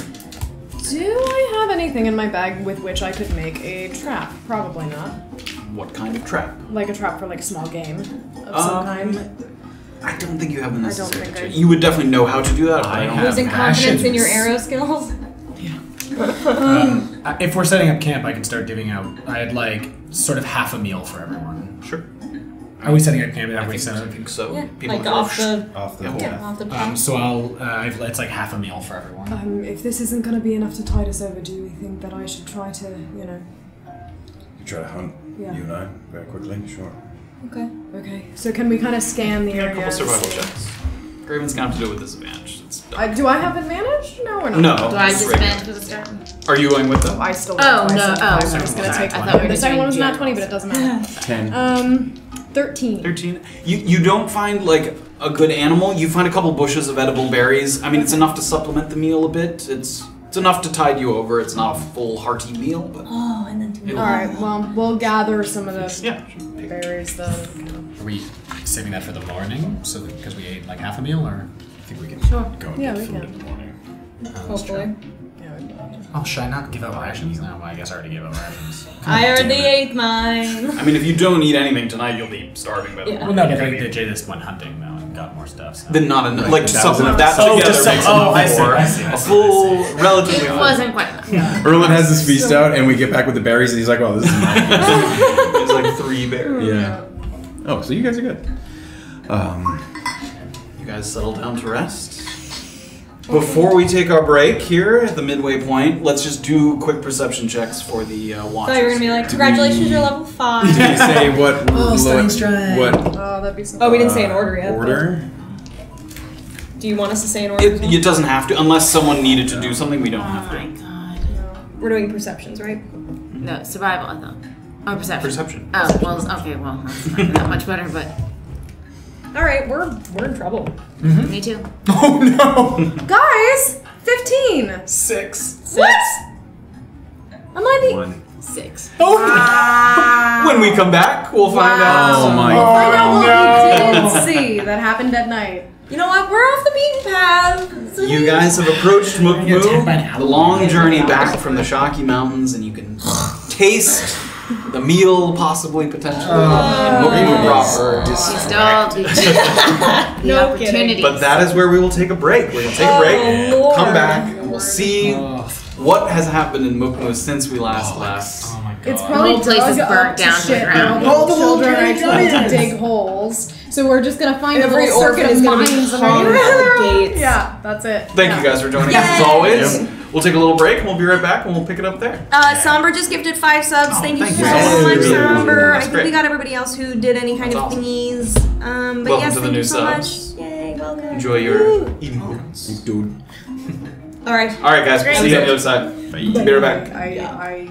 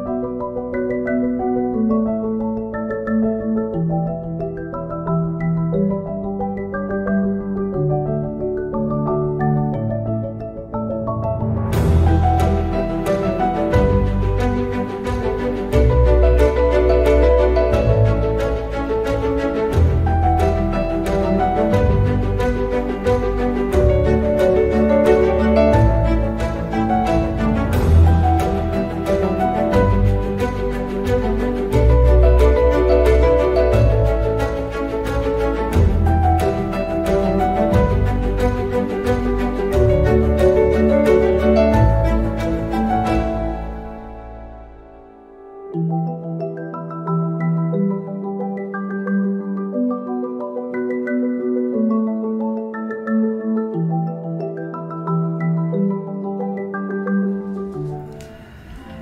back, everybody. It's Tabletop Notch, episode 46, chapter 46. We have just reached the sort of outskirts of Mukmu after a long journey to and from the Shaki Mountains. Harvesting yard scouted, now sort of on the fringe of the city here where the morning comes without incident in the night. You guys all sort of quietly, slowly wake. It's kind of a overcast day. It's nice. It's cool. The air is cool, not too sunny. You look towards the city where, again, as Mukmu is not sort of a massive hub, it's not a ton of traffic along the path, but you see a few people kind of here and there. Still a little too far away to discern anything from kind of the cemetery or the farm nearby. Well, So we've all had a big night's rest. Has anybody come to any kind of decision on what we do next? Well, we should establish a meeting point, whether it's right back here or... I mean, what we can do for now is we can send you in a disguise to go meet with Yannick. If, hopefully, there aren't guards, which I think there's a fair chance that it's not guarded. Okay. She talks to him. What we have to decide right now is what she does or does not tell him. I think all I ask is, where does Calcetra live? I think that's exactly right. that's Okay, so know what I mean. Do you say who you are? I think it would help. I think it would help as far as, engendering some trust. Do I necessarily want anyone to know that we're back in Mukmu, even though I trust him? It's not him I'm worried about. It's, I don't know who he trusts, and I don't know if he should trust them. Right. So as much as I think it might help us get the information... Remember last time we gave him information, he went straight to Skents with it. Right, and Sure, it's but Skents that that I'm not was- sure we can trust. That was to fight his cause. This has That was nothing to do with a it. personal thing for No, him. I know, but if, in our absence, even though he trusted us the last time that we saw him, he's been given information by Skents who does not trust us, I don't know. But I think that we do need to tread carefully, right? Okay. I think being careful, yes, but I do think if he knows it is Orba, he will be more willing to tell her things. If she just walks in as a traveler, he's not going to care very much. You're right, and he might be disinclined to give her any information, especially something about, He also might be hopefully less inclined to tell anyone if he knows he's helping a friend rather than a... Exactly. I agree, so there's that. Well, it sounds like it's going to end up being my judgment. Sure. Okay, I trust your judgment. Okay. I'm assuming Calcetra's a fancy lady, so another fancy person probably asks about her, yes? Well, Better than actually, I think non-fancy, maybe I would think. a fancy person might be recognizable, right? You might be able to know a fancy person that knows Calcetra, so maybe actually, no, you approach him... I think just being presentable and... I guess it depends on whether or not you want to tell him who you are. Because if you don't want to tell him who you are, then you probably need to present as someone who should know, who would need to know for whatever reason where Calcetra is. But if you do want to tell him who you are, then it doesn't really matter what you look like as long as you don't look like A yourself. messenger. You should look like a messenger. I was just about to say that, but wouldn't the messenger know where Calcetra lives? Not necessarily. No? I mean, we would know in the world. Would messengers have to ask where For an an address? address was? Or? Usually, if it was like a courier between cities, they would go to the local courier's office and they would take it to someone Yeah. who's going between cities wouldn't know everyone's address So in if a she given says city. she's a messenger, he might just send her So to it's the office. So- yes. Urgent, So, her eyes only sort of deal. honestly, Orba, it is up to you, but I think telling him that it is you is going to be the best way. Okay. But if you disagree, then that's your call. Okay, well, I would feel more relief if you all were maybe a little bit closer to the city gates. I can be closer, that's fine. Okay, I can be closer too, and I'm gonna kind of is there any way that I can take a second to try to make myself look different in any way? I know this is stupid, I know this is not the first time I've done this. I mean, yes and I mean, you have a cloak that if you draw the hood, I mean... If I were to draw the hood of the cloak, I don't have anything like. If I had some like charcoal or a quill, could I put some like almost makeup on, like something on my eyes? Sure. Yeah. I mean, Okay. again, with what you have available. I know it's. Give him the No, old it's okay. smoky eye What I'm going to charcoal. say is what you have available to you, like, yes, from a distance you could be relatively inconspicuous. Anyone that gets a good look at your face, if you're not truly wearing a disguise, like a transformational disguise, gonna understand, would, yeah. if they knew who you were, yeah. I don't need you to be nearby, just in case I have to scream super, super loud. No, I get it. If there's any way to kind of also take the ink, like with a little bit of the cloth, and like give myself like a 5 o'clock shadow almost, can I kind of make myself look a little bit like a man? You can. Maybe I remove the makeup if I'm doing that. I don't know. It doesn't matter. You can wear makeup. Yeah, why not? Filthy. Thank you, Graven. And I'm gonna kind of put up my hood and I'm gonna start walking with a slight limp, and I'll tell. That's very convincing, Safira. You look. Yeah, look, I'm doing my best. Am I still a shade of green? it's fading. It's fading, but it, I just wanted to know. Again, if you were like kind of walking through, people wouldn't be like, "Who's that green person?" Right, they'd just but if be they like- looked up close, they'd be like, "What's up with your skin?" Like Right. it looks a little. Are kind you of- sick? Yeah, it looks a little kind of, off color. Yeah. Okay. I think you should stay put here, Beezaura. Okay. We're still rather far away from the city gates. Maybe you guys get a little bit closer. Well, I was probably going to go to the Broken Crown Outpost with this head before it rots. That might be the best okay. idea. I can get a little bit closer, just in case. Then the I can halfling and stay I can behind. sort of stay. A significant difference in Safira goes in with you. Sure. Okay. I'll be right behind you. Okay. Alright, let's go. I won't cast until we get a little closer because it doesn't last long. Sure. Okay? Okay. You guys begin to approach, moving down the path a little bit. And you're able to see the outlines of some familiar sights. The sprawling graveyard on your left, and the fenced-in property of Teo, the animal handler, on your right. There's something fleetingly comforting about these two areas. The cemetery especially is not without its dangers, but the sight of Yannick or Teo would not necessarily be an unwelcome one, which is something that cannot be said of many of the other inhabitants of the city. The appearance of the graveyard has changed a bit. More than a dozen or so holes have been dug, roped off around the perimeter, That's probably and my dispersed throughout the grounds. If you didn't already know their purpose, it would actually have a very sort of unsettling visual effect. The only time you would expect to see something like this among the tombstones would be like for a mass grave if there was plague or something like that. Famine. There are no longer members of the City Watch stationed along the path to prevent access to the graveyard. In fact, you really don't see anyone in the graveyard at the moment at all. And the long series of chains kind of looped along posts, it's still there, but you can easily step over them. Sort of a meek barrier to suggest, caution upon entry. And on the other side of the road, Teo's house and barn look completely unchanged. So the only difference Is the holes. is the There's holes. significantly more holes, Yeah. and, And there's they're- no city guards Yeah. along them. Yep. Yes. Okay. I'll disguise myself. I'll just be like a well-kept older woman, maybe like older. Everyone's gonna get mad at me, like in her mid-40s. Older than Orba. Yeah, I got that. Yes, she's a Or was teenager. it Just young? putting that out there to Clearly everyone. well off, but like in traveling clothes or something modest. Yeah. That's it. I'm gonna use the spells. Okay, well, we meet where? Back here. Back at the gates? Well, you need to know any information we get, so back, I think, here, yes? Okay, yes. Okay, Good luck, Graven. alright. Thank you. Yes, be safe. Please be safe. Keep my head low. Okay. Alright, Safira. No pun intended. Splits off from the main group and start to head towards the city gates. They're open.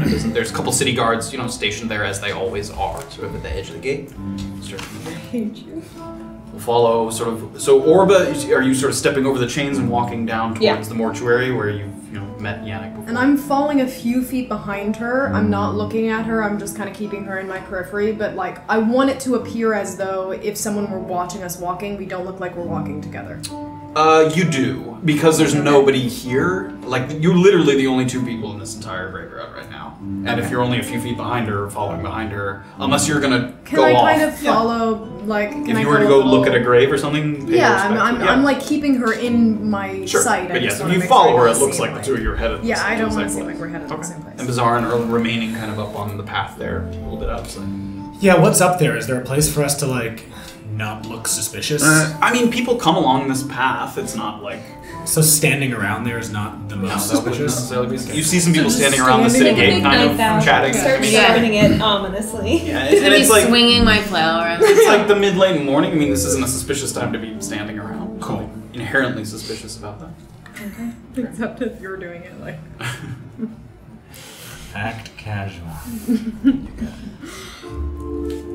And as you move through the cemetery, you're struck by the lengths to which Yannick has gone to heed the cries of the undead.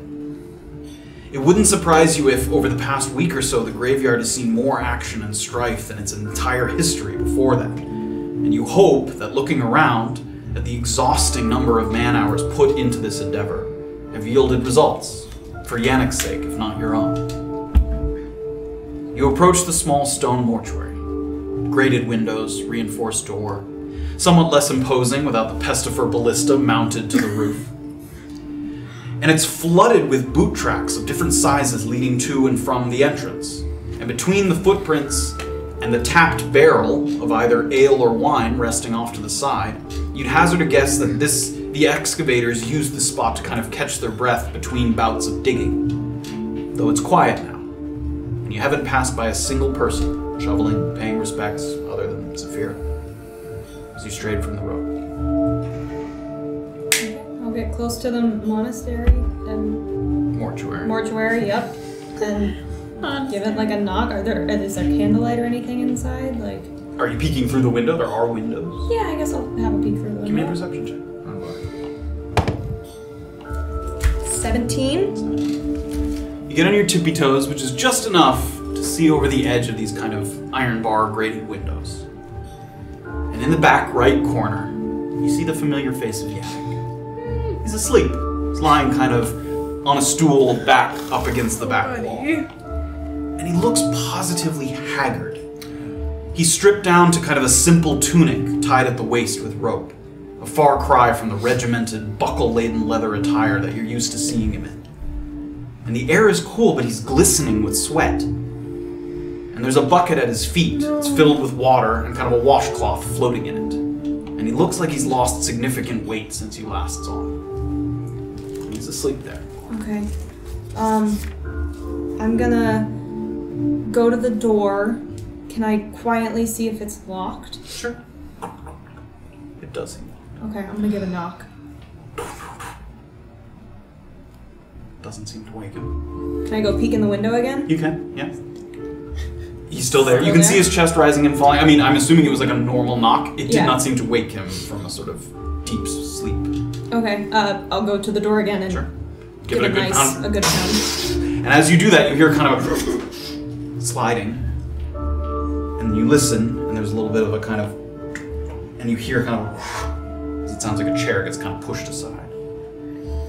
And a couple of footsteps. And you hear a little rattling on the other side. And the door opens up. And you come face to face with Yannick. Sort of dark circles around his eyes. He's sort of blinking and rubbing at the same time as he tries to get his bearings. Can I help you? Mr. Yannick, it's me, it's Orba. From days ago. I apologize for my appearance. And he kind of looks you over a little bit. I just woke up. I'm sorry, I'm confused. Orba. And he kind of looks like he's putting a couple things together. The Tiefling. Yes, yeah. You look different. Yes, would you mind if I come in and just explain myself a little bit here? Yes, please. And he sort of steps aside and allows you inside. And you kind of enter into the mortuary. And it looks mostly the same, but there's all of the surfaces and tables and things, they all have kind of mugs and cups resting on them. Again, giving the sense that like when people weren't working, they came in here to take a break, have an ale, whatever it is. They're sort of covering all of the surfaces here all around. I apologize for the mess. And he sort of closes the door behind him. Please have a seat. You don't look so well. Are you feeling all right, my friend? I'm all right. Perhaps you could explain what's going on. Yes, of course. The name I recognize, but the person I do not. No problem. I'll drop it, actually. And he sort of is a little surprised. But, oh, a friendly face. Hi. Hi. It is good to see you as well. A welcome surprise.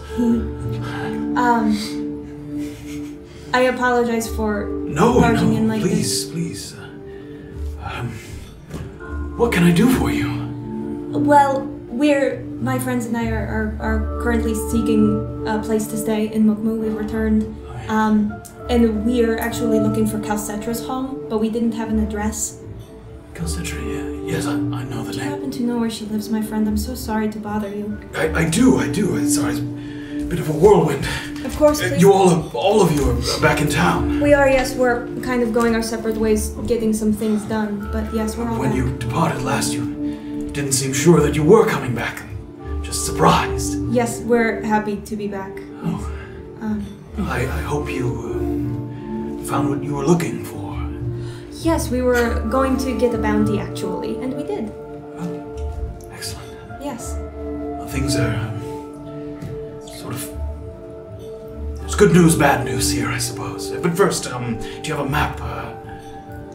Do I have a map? Maybe one that you've made up yourself to make some markings. And he describes it to you. Okay. Number 14 is the thing.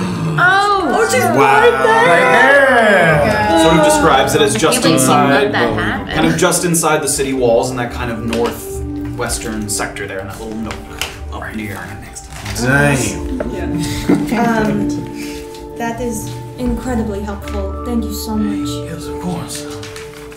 I will warn you. I've no idea what your association is. I wouldn't go see her unless she's expecting you. She has a reputation for a prickly demeanor. And that sounds very right. Yes, she should be expecting us. Yes, thank you Excellent, for of course. the warning. Before I ask about the state of the town, how are you? I think those things go hand in hand. I'm all right. I'm all right. I suppose I can tell you. You can relay this to your companions. Sure. Sort of. Again, good news, bad news. Good news is that the miasma, it seems to have dissipated, for what it's worth. The restlessness of the dead has scaled back significantly. The graveyard seems to be back to as safe as it ever was. That is good news. The bad news is that I don't believe that I'm meaningfully closer to understanding where it came from in the first place. And he sort of seems like he's going through his head kind of where to start, where to begin, and he takes a seat back kind of at the stool. You don't mind if I... Please, Orba helps him. He sits. As we continued to dig, a number of us, myself included, showed signs of illness. Feverish, frequent bouts of nausea. At first we chalked it up to overexertion. Possibly one of the men had unknowingly brought some sickness with them. The more we dug, the worse it got. Cedric and Pavo were worried about the liability of the laborers, and I don't blame them. Dr. Veto, who was here from Tuktu to consult. Was. I believe he might still be here, yes. Sorry, I'll get to that. He theorized that the illness could be necrotic, curse-related from the undead. But in speaking with the dead, as I mentioned, he's a skilled medium. He didn't find any evidence to support that. A very small group of men soldiered on, myself and Pavo included. But we ran into another problem. Because the digging was making people sick, and we couldn't pinpoint why, Cedric refused to allow us to excavate anywhere that wasn't city property without the express permission of any of the property holders. And this was a difficult task, to put it mildly. People didn't want to get sick, and until we started digging, there were no problems. So you can imagine it would be difficult to convince someone to make a giant hole in their property that might cause them illness. We managed to convince a couple of people, but produced no results. The strongest concentration of this miasma seemed to be coming from west of the cemetery, either toward the Hendry property or inside the city walls, in the northernmost part of the moon. But there was no one that we could be convinced to let us dig it up. The Hendry property, you said? Teo Hendry, yes, and his brother. That was where you experienced it the most? Well, we felt it was coming from a westerly direction. We don't know for sure. Like I said, it could have been coming from inside the city walls as well. I see. And then a curious thing happened. Damn it. Evidence of the miasma disappeared. The spirits stopped wailing. The atmosphere became calm. And those that had been dismissed from the project, they recovered very quickly. Illness went away in just a couple of days. Most of those involved were satisfied by this outcome. It was thought that perhaps the holes that we had dug allowed these gases to dissipate. Problem solved, right? Cedric thanked me for my work and recalled the city watch. Now, I have my doubts that this will be the end of it, but I have no evidence to support that, so for now, that's where I'm at. I will say, I'm somewhat relieved that the dead have stopped their complaints, so in that way, it was a moderate success. Cedric must have been very relieved. I think he was, yes. I think he was worried at first that the sickness would spread, but we have not seen that to be the case. And how are you feeling? When did the miasma seem to cease? Probably just a couple of days ago. And those of us that continued to dig continued to be sick. Again, nausea frequently. Rather unpleasant, but nothing fatal. No one died. Just unpleasantness. Has it passed for you? Now that I've stopped digging, yes, it mostly has. That is good. You might have noticed I'm a bit thinner than usual. I'm afraid that I wasn't able to keep food down for very much time until recently. Well, perhaps while we're in town, we could bring you back something delicious. Oh, I appreciate that. I'm able to find my own meals, but it's been mostly a problem of keeping it down, not affording it. Well, I meant if you are feeling not up for venturing. Oh, I appreciate that, thank you. Of course. What are your plans for today, just out of curiosity? Well, as I'm sort of still recovering, get my strength back, and unfortunately I'll begin filling in the holes. I need to get the graveyard sort of back to its regular state. People are nervous to bury their dead, understandably, in an area that looks like it's something's wrong. And what do you believe you will do if the miasma returns? I don't know. I'm hoping that's not going to happen. Sure. All right. I'm very happy to hear you are well. I'm glad to see you back here as well. Thanks. Yes, and you said Dr. Veto, Mr. Veto? Yes, Mr. Veto was set to return to Tuktu after consulting here, but I understand that there's something going on in Tuktu. I'm not the person to ask. I've been extremely preoccupied by what's going on here. It's some sort of lockdown of the city. So he's, as far as I know, still staying here. I believe he had a room at the Lakeside Inn. I don't know if he's still there for sure. What, is that common? A lockdown of an entire city? No, not unless there's some sort of military operation or plague, something to that effect. I see. That would be very unfortunate. It would, yes. I've been meaning to figure out the details of that, but like I said, I've been extremely preoccupied with my own project. Of course. Well, if we find out anything, I'm sure my friends would love to see you again, so... Anytime. Yeah, of course. Well, I should go let my friends know that we do in fact have a place to stay. So, thank you again. A place to stay? With Calcetra, yes. Oh, We weren't sure if we were going to be able to find her. Mortuary is rather small and Oh, no, not with rather you. sick. Sorry. No. He's like, please not. Please not. No. I love you. Good. Okay, well, take care of yourself. Please get better. Yes, I don't feel any worse than the day before that. I think I'm on the other side of it. And perhaps if my friends and I are not busy in the coming day or two, we can help you fill in some of these holes.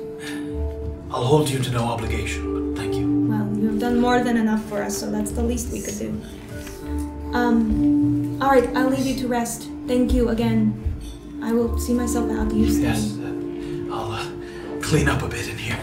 And I probably will be taking on that likeness again, just... Oh, yes, sort of, again, unsettling coming out of my slumber. No, I apologize. The bounty we have is quite rich, so we were a little paranoid, perhaps. Oh, well, congratulations is in order, I suppose. Thank you, I suppose. Okay, and Orba's gonna cast to the same person. Sure. She's gonna give him a very grateful nod, and she'll show herself out. And Safira, seeing that she's coming out, I'm gonna start sort of heading like ahead of her, sort of back Towards Erland and Beezaura. towards Erland and Beezaura. Alright, yeah. As you guys are heading back, was there anything, were you guys just kind of waiting and stopping? No, yeah, I wanted to have a little conversation. He wants to be sneaky. So I guess we're just like leaning up against I a was tree good or with something? the waiting, you know, but along the posts there. Yeah. snakes need to say something. People are you see people coming and going from Yeah, Mukmu I'm not. sparsely. Yeah. I'm not saying anything particularly quiet. I'm Sure. not trying to like keep secrets. Yes. And there's no one sort of within earshot. Just find out. Well, Itchy. I mean, I'm not gonna. I guess I'm not gonna speak loud enough so people can hear. They probably shouldn't hear me talking about harvesting yard. as someone's kind of walking by, you could easily, like you're far enough away easily to not be heard. Was the tiefling all right with you the whole time? In the harvesting yard, I mean. What do you mean, Erland? Was she all right? Is she behaving normally? Is she scared? Is she... She seemed to be okay to me. Why? We've been together for what? 2 weeks? Week and a half? I worry that she is perhaps getting desperate. Desperate how? For what?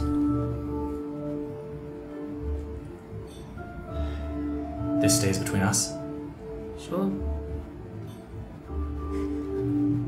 I asked Robert about all of you when I got us out of Oran Trooper. Mm-hmm. I asked Robert about all of you. I wanted to know who you were. He didn't know much about, frankly, anyone other than the Tiefling. What did he know? She's trying to get north.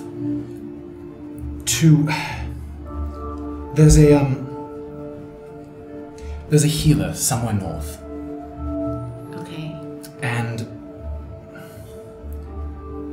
I believe she's trying to get to him before whoever was taking care of her before Dies. Do you know who it was? who the healer is? Who was taking care of her before? Robert told me it was an old tiefling wizard on Shashi who was raising her. I think he used to be somehow associated with the halls of transmutation. I didn't quite fully understand the story, but I think he's retired now. But she was left in his care. She's not an orphan, but certainly an illegitimate child. Interesting. And where is he now? Who, The one that was taking care of her. I assume, Robert didn't know that. I assume he's back on the island of Shashi, I assume. But I don't know. He was, Is that sort of her only family? There were two Robert's associated with the operatives, and I believe this is how he knows this in the end, but there were 2 operatives who had an illegitimate child and left the child behind on Shashi. Jeez, Erland. So I worry she's desperate. I don't know how long this tiefling wizard has to live. And I worry that that's going to make her do stupid things in Mukmu. Just so she can get back there. So she can get to this healer somewhere north. I think she said where, but... What kind of things do you think she might do? I don't know, but I don't know if she's acting in her best judgment right now. I mean... I didn't see any signs of that, to be honest, but... Now you have me more on guard, I guess. We all want something from Jillian. I don't know what Jillian's promised her. I actually don't know what Jillian's promised you. And frankly, I don't know what's going to happen after we meet up with her again. If we do. If we do.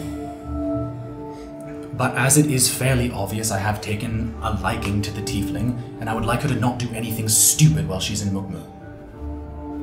That's why I'm adamant about seeing Jillian. That's why I'm adamant about us. Well, also for my own reasons, obviously. Which you won't share? Of course not. Well, I understand your concern. I don't want her acting rashly, just get out as quick as she can. But do you want me to do something? Don't tell her I told you. She'll be very cross with me if she finds out. I can imagine, Erland, when you say things about people. I honestly don't like even it. know if she knows that I know that. This was under the sort of cover of night with Robert. Well, I'm just saying that...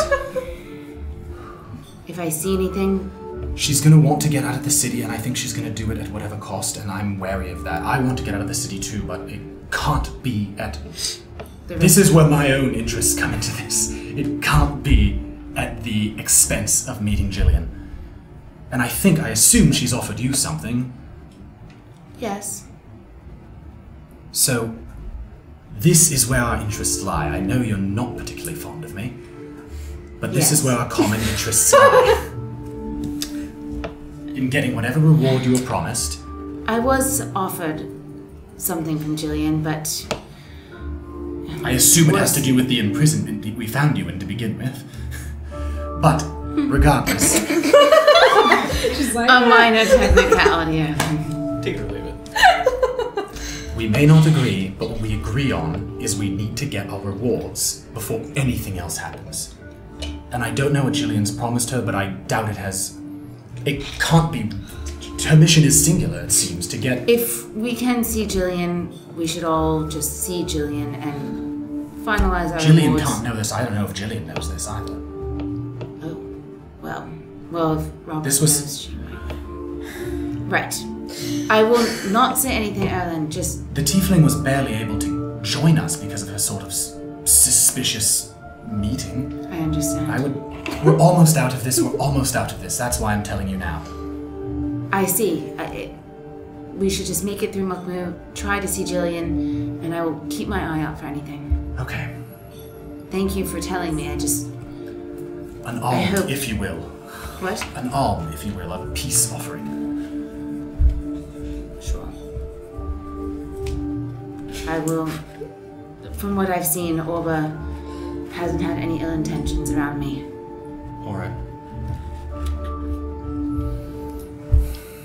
They seem to be on the way back. Thank you, DM. You know what? They don't come back. Just thought I'd make a note. Just cut this conversation off before it gets But we're gonna go down to where Graven is taking a stroll to the southern end of the city. No. Flies buzzing on My brain is... You get a couple weird looks as this sort of stinky sack is sort of being dragged along. I love my stinky sack. oh. You tell him. I'm done. Good night. Ding dong. And you get down to the walled off section of the sun. Flurries of the 2 uniform variations moving about in groups. Yellow robes with black belts, black robes with yellow belts. And then you start to see the purples and blacks of the Broken Crown as you get closer to the designated barracks.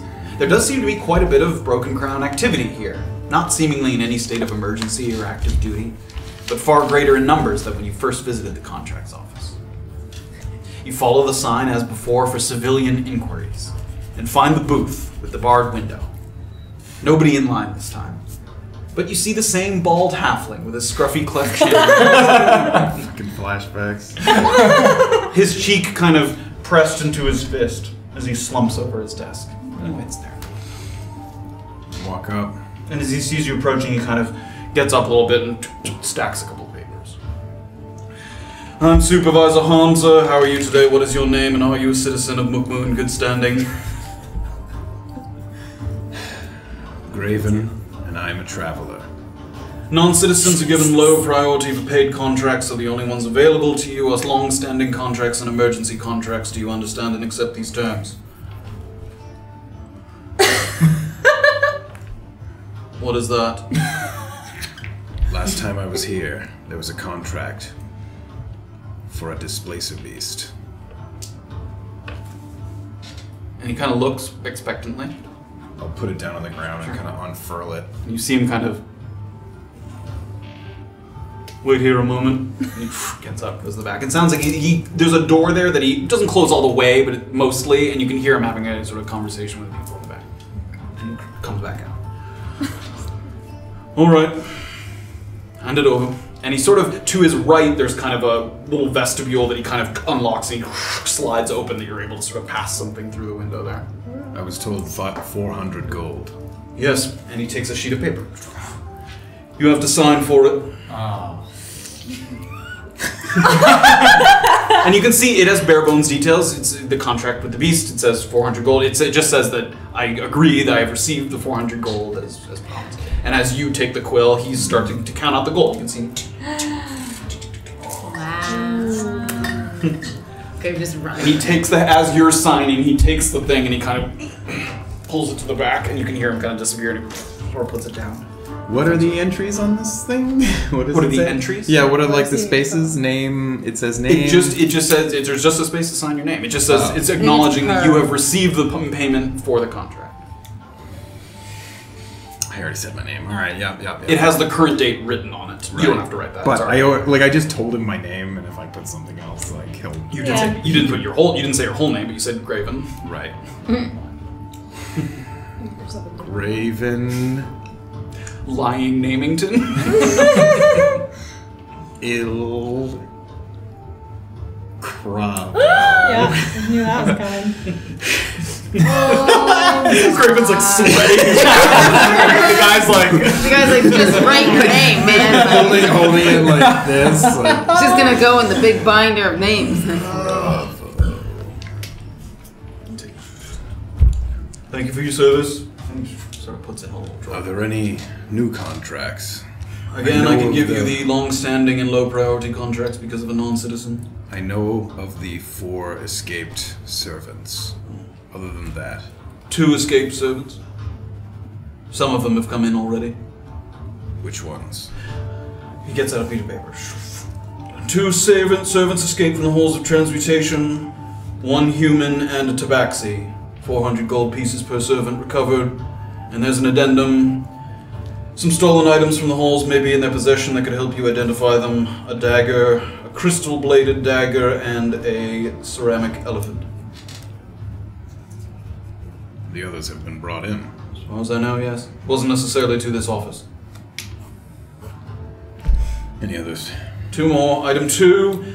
An iron chest was stolen off a merchant wagon in the Chiikte woods on the road to Tuktu. It was reported stolen by dryads, and the reward is pending the condition of the returned goods. There's a 100 gold base guarantee. And item 3. Lady Sangri-La of the Lakafuyu has gone missing. She was last seen at the temple, and there's a bounty of 200 gold for any helpful information regarding her whereabouts. Additional details regarding the circumstances of her disappearance can be obtained from Solomon Wyland, who can be found at either the temple or his residence nearby. His residence is M446, near the northeast gate. These are a bit stale. Anything more? Like I said, I'm afraid, for non-citizens, this is all we have available.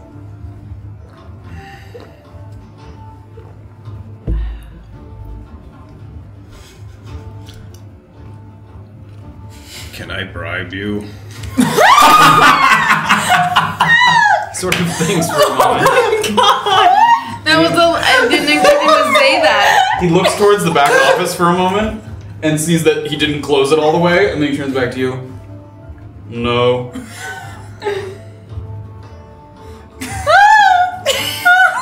And he takes a sheet of paper and he writes something down with a quill. Mm-hmm. And he slides it, not so you can grab it, like just close enough so you can read it, and it says, "Come back later." And he pulls it back and then he... Oh my god. Yes. This has been acceptable, thank you. And he nods. Don't put my gold Just asking that. so boring. You're sort of here at the southern end of the city. What are you doing? Hey. Exactly who bribed. Are you headed back to meet them as you say? or I you... am gonna head back to meet them, like I said. Yes, I'm gonna be a good boy. So you guys have reconnected after Orba spoke with Yannick. You sort of meet back up on the path here, sort of between Teo's house and the graveyard. Orba, Yes. how'd it go? Got the information we needed. And a little bit more. Okay. Okay. Calcetra's house is, and she'll take out her map and gesture to it. 14 on the map, if people didn't know anymore. Well, that's great. That's awfully close. Yes, he did warn me that if she's not expecting company, she's a little prickly. I told him she was expecting us, which she might be, but she also might not be. She might just know who we are, which won't hurt. Yes, I mean, I would expect that Jillian had told her somebody I might mean, be coming if I don't make it. If we remember a prickly welcome from Blom, then, I mean, we should be careful, I guess, when we go to the house. And I will tell Graven when he arrives as well. So the miasma has stopped. I do not know why, but the miasma has stopped. It doesn't feel like that's a good sign. Oh, it's the exact right sign, and Jillian's done her work. That or something's happened with Marvin or the pumping. I don't know. I truly do not. But the miasma has stopped. Every worker got sick as they were digging, which we could have anticipated. It sounds like Yannick had good symptoms, the type A symptoms, where in case there is something, he will not be. Were there anyone who didn't have, He didn't specifically mention. He said everybody got nauseous, so I took that at its truth, but it could be that one person maybe got something else. Okay. So another thing is that apparently there's some kind of, what is the word he used for Tuktu? Like a lockdown? Yeah. There's some kind of lockdown in Tuktu. All of Tuktu is locked down. Does that mean no one can go in? No one can go in and no one can come out, I would imagine, because Mr. Veto, who I wish to speak with, who is from Tuktu, might still be here because of this Do reason. you think it's possible that they changed targets? It's possible that whatever was not successful here is now successful in Tuktu. Yes, is now about to be very successful in a city where everyone's trapped. Yes. That's not... There's other news. Great. Okay. You all recall MHEN, yes? Yes. Yes. She's like, get on. This is the good stuff, Orba. And Orba will look to Safira, like a little downcast. I'm sorry, but it seems like Teo might somehow be involved, and if not, his brother is operating underneath his very nose. Did you not know Teo's last name was Henry? Oh, I may have, but it didn't occur to me. Clearly. Yannick said that the most Hang on, that's obviously disappointing, but that could be a good thing. Well, I have good as in we know. No, good as in I have some kind of relationship with him. There might be a way that I can get information. I mean, I'm not saying that we should alert anyone to our being here, but if there was maybe a way that we could, I don't know, capture him. And also, Yannick did say that the miasma seemed the most potent in that area, which is further leading me to, conclude that That's the pocket. That is the pocket. Yeah. So I think we should not go there right now. Not right now, but maybe at some point we might need to. Especially if there's something mechanically wrong with it, and that is why it is not producing any miasma at the moment. Maybe First- people are maintaining it. First and foremost, we need to get to Calcetras. Yes, but we must wait for Graven. Of course, yes, of course. I actually think we might want to. No, we shouldn't walk over together. We should go over individually to Calcetras. I agree. I think she'll be much more welcoming of individuals One individual and person than a bunch of armed people. and Yes. 5 armed, weary travelers is going to look very suspicious. We've been there. That's a very quiet Okay. neighborhood. Well, who would wish to go first then? Erland, since you were an original recruit of Julian's, she might know who you are. If I were to go, she might not know. Actually, a good point. Yes, Who I I am. agree. If anyone should go, it should be one of the people who was, on her list. So, Safira or I, but Yes. Would you like to do this? I'll now? go first. Do I need to wait for the Goliath, or should I go now and then, if I don't come back, do you assume that? Would you rather the two of you go? That way you have some kind of reliable companion to fall back on or deliver Oh something? yes, let's do that. I think 2 people should be all right. It's fairly close, Yes. and there's no one really around. Yes. If something were to happen, At least one of us. All right. So Safira and I will go then, is that alright with you? That's fine. and you wait for the Goliath, and either one of us will come back. One of us will come back and let you know that the coast is clear and that we've arranged stay. Okay, so if we do not see you, do not approach Calcetra's house, is what you are saying. Do not approach unless one of us returns. I guess If we'll none of come us get returns, something has gone horribly wrong. Great. Okay. Great. Be careful. Yes, please. Yeah. I'm gonna kind of resume my little. It's like a 10-minute walk, right? It's super close. I'm gonna resume my little limp and keep my hood over my head. I'm just gonna pop my hood up. Sure. So you two are waiting kind of at the gates for Graven to come Yeah. back? Is that the idea? You two continue together? We sure Great. are waiting together, aren't we? Are you? Yeah. Or are you going? Oh, okay. No, we are. What's that? Oh Just Christ! thinking. You okay? Yes. All right. Following the directions given to you, you head to the northwesternmost part of the city that remains inside the walls. A little alcove along the coast of the Urpak Basin, mostly 2-story duplex homes. You've seen a number of these before.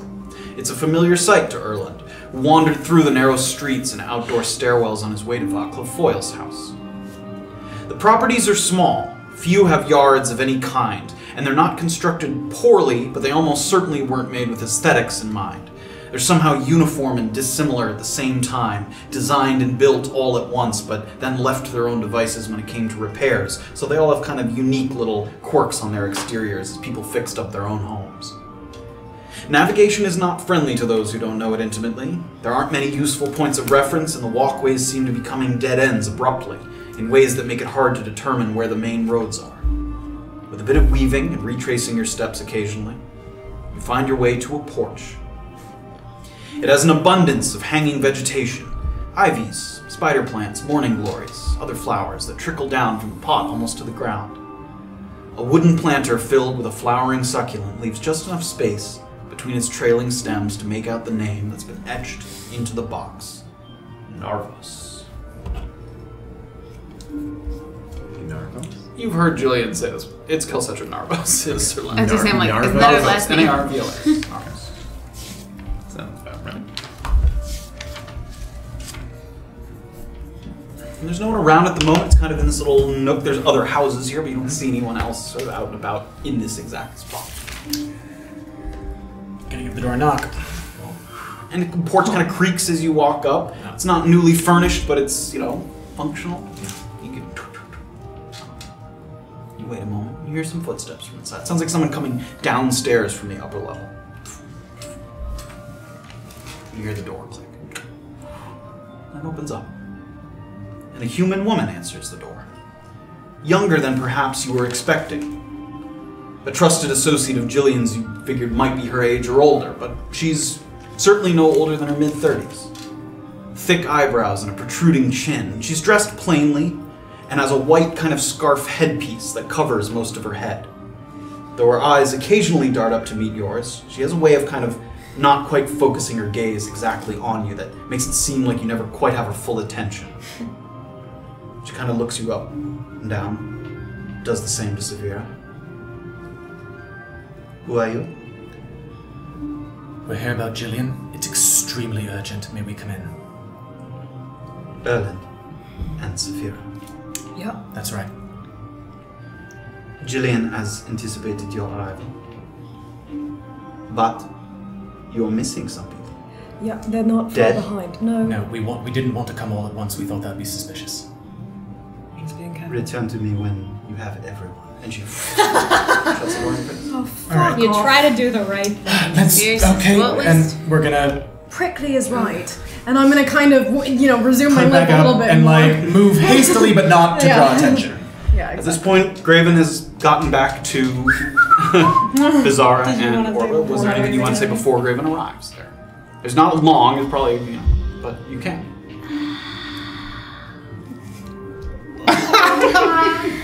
Oh my god, I have so many things in my mind. Okay. Yeah. Orba. I was told not to tell you, but I'm going to tell you. So just don't do anything rash once you know what I'm about to say. What? I gave you my word that I would not turn you in or give any of your information over, and I still am agreeing to that. But when you were seeing Yannick, Erland asked me if you were acting suspiciously or out of character when we were back at the harvesting yards. Okay. I told him you weren't. He had heard that you were looking to go up north to see a healer. That someone you know might not have much time left. So you might be in a rush to get out of Mukmu. I simply told him that what I'd seen from you was normal and nothing else. But he told me to be aware that you might be acting in a rash way to leave. Did Erland say why I was seeking a healer? Just that someone close to you was near death. Did he say where that someone was? He did not know exactly. Is that the information that you were looking for? It's Some of it? some of it, yes. But I don't plan on using it, no. Well, thank you. You're a good Just- friend, Beezaura. Thank you, and I've learned that you are as well. So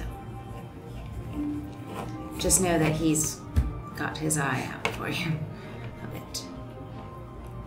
Yeah, thank you. And do want to add that he did say that he cared about you and didn't want you acting out and having the repercussions because of it. Yeah, I know he does. Thanks. A little bit of time goes by and Graven starts to come through the gates.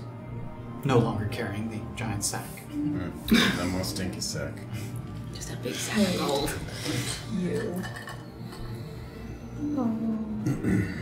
Were you successful? Wonderful. We were as well. We are waiting. Erland and Safira are going to check in with Calcetra, who we've located. Where? And I'll take out my map again and point. Right. Yes. Right here. Right Right under here. our nose, yes. Can we go? We're waiting We're- to hear from them. We were gonna go in smaller groups so as to not. Bombard her. Correct. So we will wait. I will update you, and I'll tell him all the information I The shared. details about Yannick. Okay. And as that's sort of being retold is when Erland and Safira. Kind of. Well, she needs all of us to come, I guess, at once at the same time. Otherwise, she doesn't let us in. So we all need to go. Safira in a noticeable worse mood than when she left you like 15 minutes ago. Isn't that a good thing? Jillian sent word that we were going to be arriving, so she's expecting us, but she's not letting us in unless we're all there. She seems unconcerned She seems about eccentric. safety. Eccentric. Alright, then let's So go. let's maybe wander at a distance from each other, but then all converge on the house. So at least the path there is safe. I don't know if I like her. We don't have to Don't like know her. if it matters, Erland. Again, she's weird, so. So shall we leave some space in between all of us, but let's head there quickly before anything becomes busy? Yeah. Let's go. Here's some gold for each of you. Cheers, mate. Thanks. Thank you. I'm gonna give everybody 70 gold. Oh my goodness, you are generous. Wait, 70 That's times not 4. quite the exact amount. It's not. Orba does the math. What? That's too much. It's a bit of a commission. I may have to spend a little more for some information from the man. Oh, okay. For more contracts. Were there more contracts? You have to pay for Same. contracts? Why do you have to pay? For They're free, aren't they? the deep cuts. What do you mean the deep? I'm going to try. You're go back bribing and try. someone. Safira? I haven't Can done. we stop? I haven't Can done we anything. save this Yeah. argument for Cassandra's Let living him room? do what he Fine, wants fine. to I, do. listen, Safira. I don't care. Thanks for the gold. So Erland's gonna lead the way. Anyway, it takes less time to get there this time now that your shirt is sort of streets and the other one's kind of hanging back, but enough so that they're able to see, where you're headed. You get back to her house. Looks the same. Plants hanging. Harpo's sign on the planter. Even if I get there first, I'm gonna knock. Sure. And she comes out. She looks you over. And she starts to see the others coming down the path. Orba, Graven, Beezaura. Please, come in. She steps aside. Step in. And she waits there at the threshold of the door for the other three to come in. It doesn't take long. A little extra time for them to get there. If no one's inside, I'm gonna take down my hood. Sure. There is no one inside. Yeah, me too. She allows you into this sort of bottom floor of her home, which is tidy but extremely sparse. There's no personal touches, no paintings, no books, no evidence of hobbies. There's a small kitchen area to the side and a large circular table in the middle, with one chair on one side, and then a small cluster of chairs closer to where you've entered in through the door. It gives you the impression of definitely being a place for conducting business or having meetings, or at least it's been set up that way at the moment. Free from any distractions and not giving away anything about her personal life that she doesn't offer up voluntarily. She motions as you enter to take off your shoes. Much of the floor, including under the table, is covered in a pair of soft cowhide carpets. And she sort of motions to your feet. And then sort of gestures to the door where you can see a couple pairs of her shoes that are kind of lined up there next to the door. Please, if you don't mind. I have socks on, don't worry. Do you? Yes. Does he? Do you? Does he? When we went to the Check the miniature. When we- Socks on that when we went to the at least when we went to the Did you paint socks on the it? pools, I remember I took my boots off, and then I think when I was like, I take my left sock off, my right sock Yes, off. well, that is was when I for being a comedic jerk. effect. I believe you if you have a pair of socks. Well, I mean, I've I never said I anything remember otherwise. that. I was gonna say the only He thing I have definitely said is had that socks at some point. would I Other be than he left wearing bare feet and boots No. like I a think peasant? I think Yeah. that was pretty common. Yeah. But That's you as do have new socks. as You're still wearing socks. She doesn't I say that complain. only because that was something I had said earlier Yeah. when it wasn't. She doesn't complain with. She doesn't Great. motion for you to remove the socks. So. Barefoot. Everybody. No, the remove socks. them. I love my boots. Get them off. Can I take them off and hold on to them? Sure. I do so. And she motions to the chair. Do they look like really expensive shoes? No. No, Okay. like Beezy just So, a like solid pair of boots. Just Stonewall was make them. And she motions to a sort of cluster of chairs. Yeah, that's it. And she sort of almost over dramatically kind of makes her way around the perimeter of the table. And before she gets to her chair on the other side, she veers off a little bit. She goes to a little side table that she opens a drawer. And it looks like she takes out a little letter. And she kind of is holding it in a way to present it to you. And she's showing that she has a letter, and not only that, that there's a little wax seal on the outside that looks unbroken. She comes over. And she sits, she crosses her legs. And she puts the letter on the table again, displaying the unbroken wax seal. She crosses her hands. As I have been made to understand it, I have a letter from Jillian to give to all of you. And then, additional information for each of you, during which time the others will have to wait outside. But before any of that happens, there is something important for you to understand. I am not your ally or confidant in this. I am not here to answer your questions, nor am I obligated to help you in any way beyond the content of these letters. Jillian is a friend. You are not. And I wish to have no further involvement in this mission beyond what we speak of today. Are we all clear on this? Yes. I am glad to hear it. Let us begin. And she reaches under the table and brings her hand back up very quickly, and she has a knife, and you're not sure where that kind of came from. It's not a sort of big knife, but a small little blade that she sort of reaches out and then flicks with her wrist to open up the seal. How many days has it been since we left the camp? 4 days, was it? Since you left the camp? Yes. 3.5 3 days? nights? Oh no, 4 nights. 'Cause I guess 4, is that right? 4 Wait. nights? 4, 3, 4 days. Hold on. Hold, please.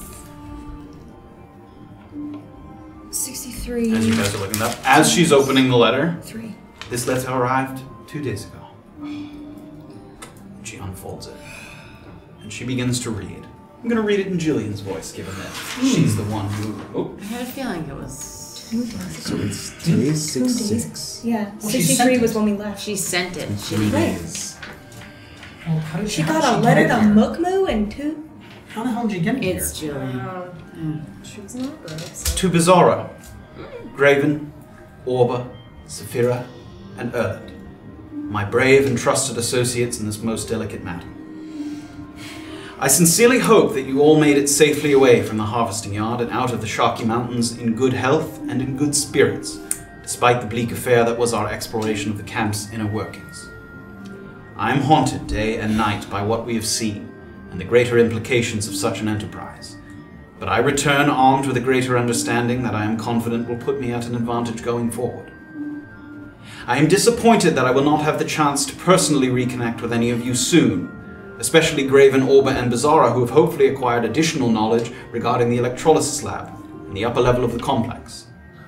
I would ask that, as part of your completing your obligations to me, you leave a report with any relevant findings with Kelcetra, who can make sure they reach me safely.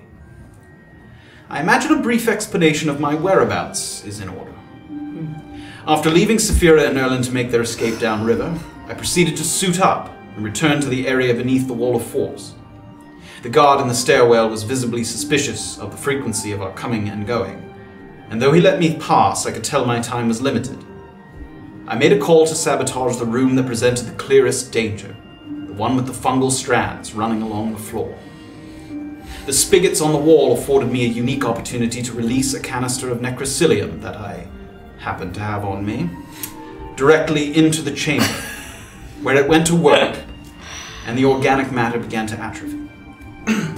As I was waiting to confirm the effects, I heard noises coming from the holding pens, footsteps possibly approaching, and rushed to where we'd seen a sign for the teleportation circle.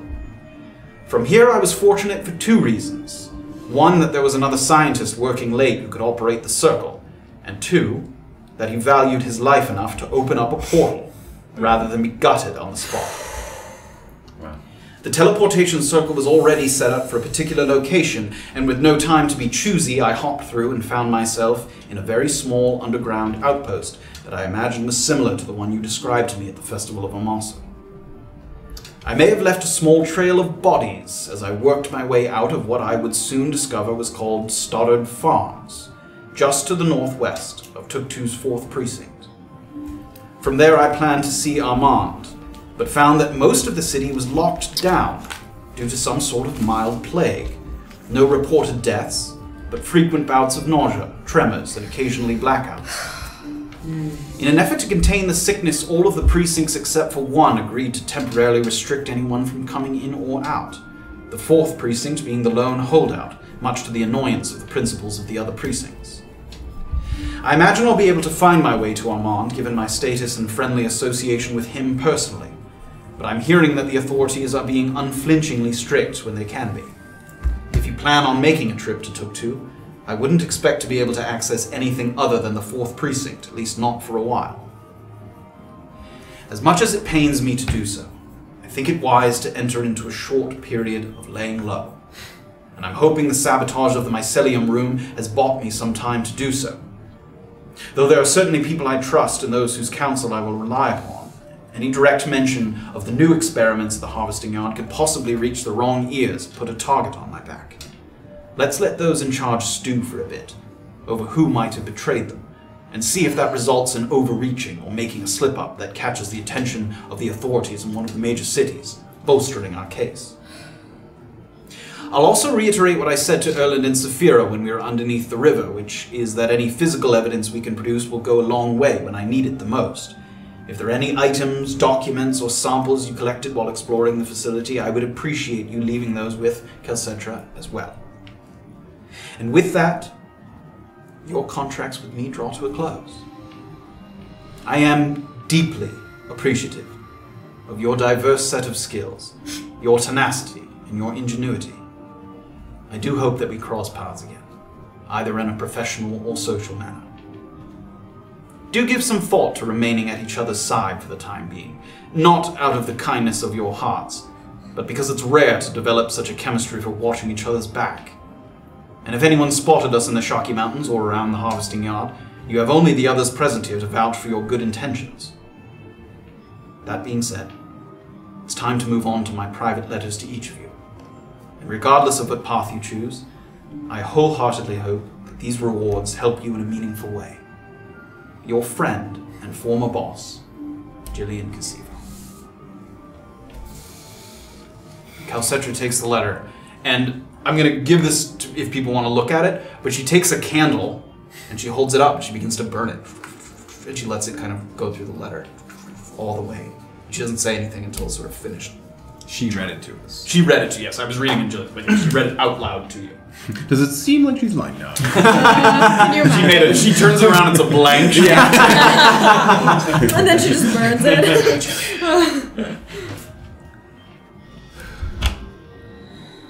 Do you all need a moment, or shall we begin with the individual meetings? I am all ready to begin, but... Well, is there anything we need to leave behind immediately? That's a good thought, actually. I'm going to give her the,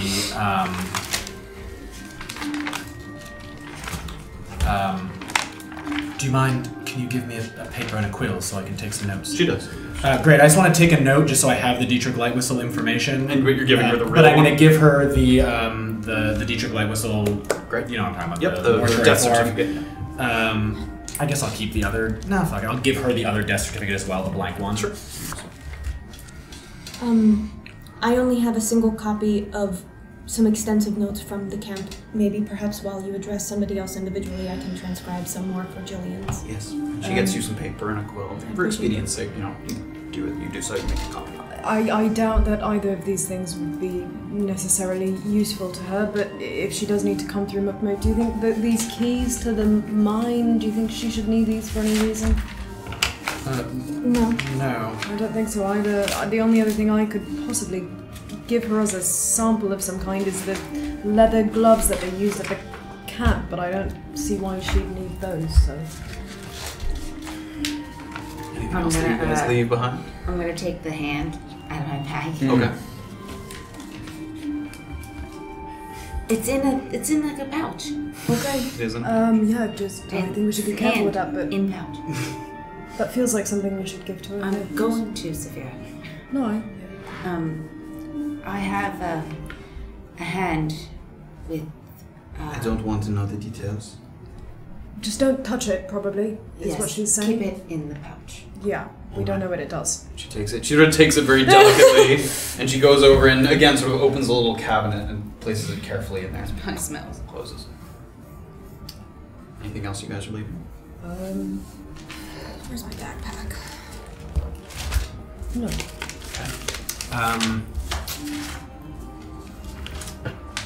Contaminated warfare wine was from the.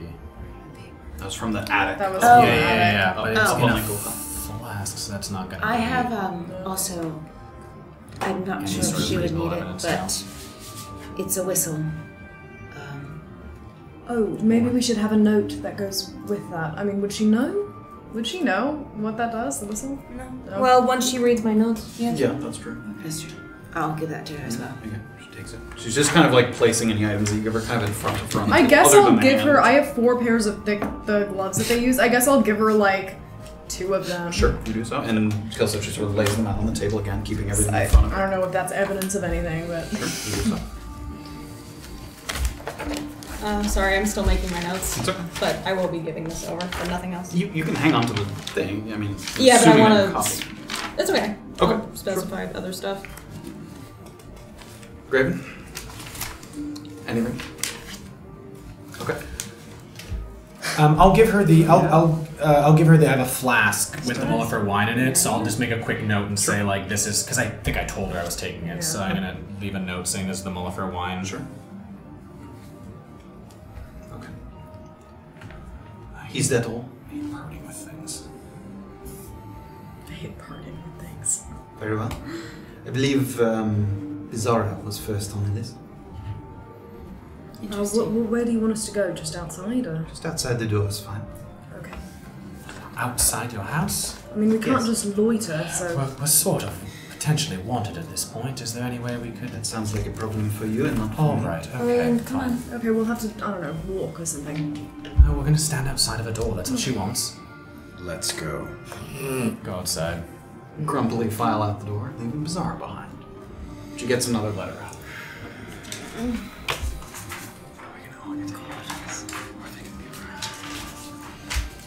And again, I'll read it in Juliet's. He's gonna fucking read it. To Beezaura. What an unusual set of circumstances that led to my employing your services. I suppose I have the gentle void to thank for that. I must say, I don't think they had any idea what they were up against when they put out that wanted poster with your face on it. You've already been given the mysterious chessboard drawing and 200 of the 500 promised gold for getting the group safely to Uranchuba after the Knoll attack on the southern coast.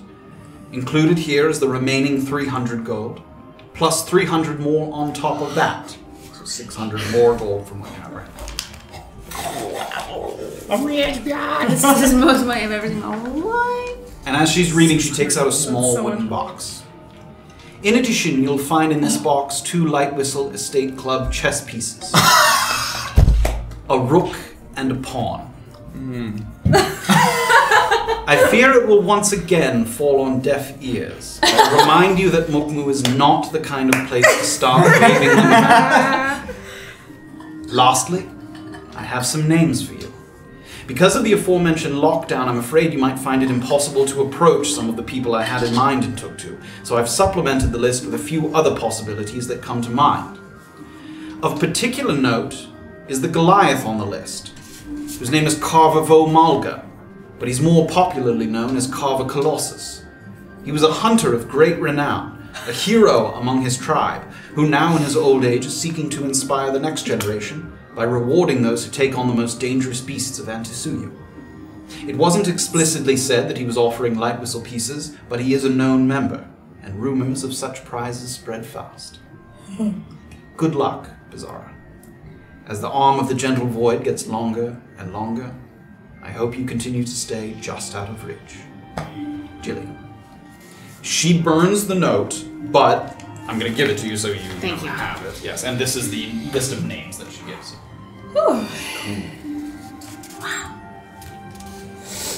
If you would go outside and get your friend Graven, he's next.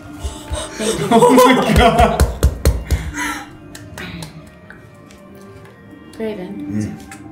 Sorry, Graven. You're up. Good luck. Kind of feeling flexing the burns on his hand. Walks back in. And she's sitting sort of still with her legs crossed, and she motions again to the other side. Oh, before she speaks, I'm gonna take out the 3 vials of stuff that I took and just put them on the table. I don't know what these are. Something for Jillian?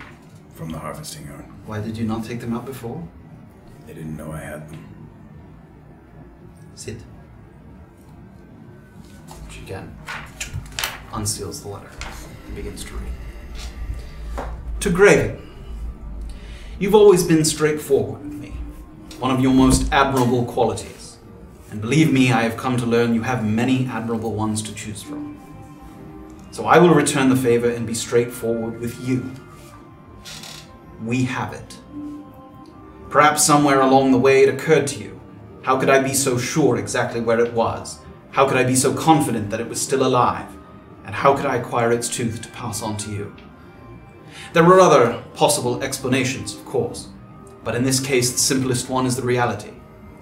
The Shade Assembly has it chained up in Finlock Forest.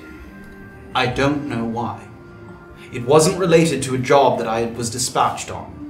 The Assembly does not freely give out information about the contracts of other operatives. The only fragments of information I could glean were from disgruntled groundskeepers, who were frustrated that it was likely to be around for a while, and that it was very important that it was kept alive.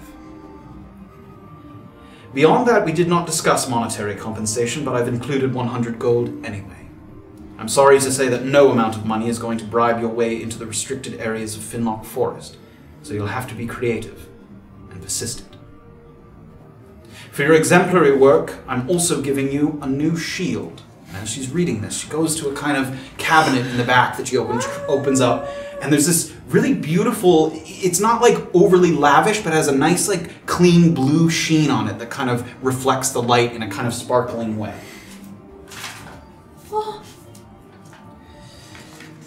It has unique protective qualities. You defended me without hesitance in some of my most vulnerable moments throughout this mission, and I hope this item returns the favor in some small way. Look after yourself, Graven. And I don't just mean that in the platitude kind of way. It seems you've spent a great deal of your life without ever taking such considerations. Make the most of your time. Jillian. She again burns the note, but hands her the shield, the gold, 100 gold. Next on the list is Orba, the Tiefling. Step outside. You see the shield. I mean, there's no hiding the shield. Yeah. Shield. It looks. Yeah, I mean, it's really nice. It again, it doesn't have like, it's not like trying too hard to be overly lavish. It doesn't have intricate designs, but it looks very well constructed, sort of polished. The text is really small. I don't know why I printed it. If you can't read it all, No, I can read it. Yeah. Do you guys want me to read it out loud? Or? You don't have to. If you wanna. Is it awesome? Prognosticator's Hull. Oh. Requires attunement. Increases AC by 2. Benefit from only one shield at a time. When you take a long rest, choose one damage type from the back of this card. You have resistance to that damage as long as you're wielding this shield, and the source of the damage is a creature's ability, spell, or attack, not an environmental effect. Yeah, so you can't, like, if you're falling off a cliff, you can't use the shield to reduce As a that. parachute, why not? I could choose bludgeoning, Yes. and then You anytime have somebody attacks me with... But there's a part at the end. After you take damage of the type you're resistant to, roll 1d8. Your resistance changes to the corresponding damage. Yes. Yeah. So after you take the damage that you're resistant to, it sort of changes, and you randomly choose one of the other damage types on the that's back, cool. and it becomes you become resistant to that. So it can't resist against the same type of damage. Each over long and over. rest, I choose You can the reset. starting. Yep. At the start of each at the end of each long rest, you can reset the type of damage. Don't sleep on that +2 AC, baby. Yeah, that's Well, That's a that's sheet. All It's shields. just- are that's fine. my Oh, I thought it was in addition to. No, it's gonna swap. Oh, It'll be the same. Oh, can you be? Yes, the AC will be the same. Oh, Rip. cool. Okay. Orba goes in. Please sit. Unhooks your letter. To Orba, you continue to show promise and critical thinking well beyond your years. I'm also fairly convinced that you are the unsung glue that keeps this party from spiraling out of control in the times I was not there to offer direction, a trait that is often underappreciated. Like Beezaura, I'm making good on my promise for the rest of your gold, so here are the 300 gold pieces left to settle the debt. Instead of additional gold on top of that, I tried to put my resources towards something that would better serve you. I've arranged for 2 young tieflings to be handed over to the Broken Crown, with items in their possession that loosely match the descriptions of the stolen ones from the Halls of Transmutation. As I'm sure you can guess, this ruse won't last forever, But the Broken Crown won't know the difference until they hand over the false tieflings to someone who does, and during that time the contract will be revoked.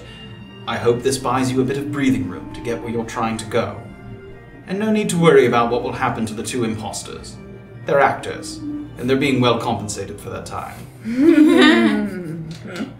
I also feel bad about any potential damage to your spellbook that you clearly hold dear.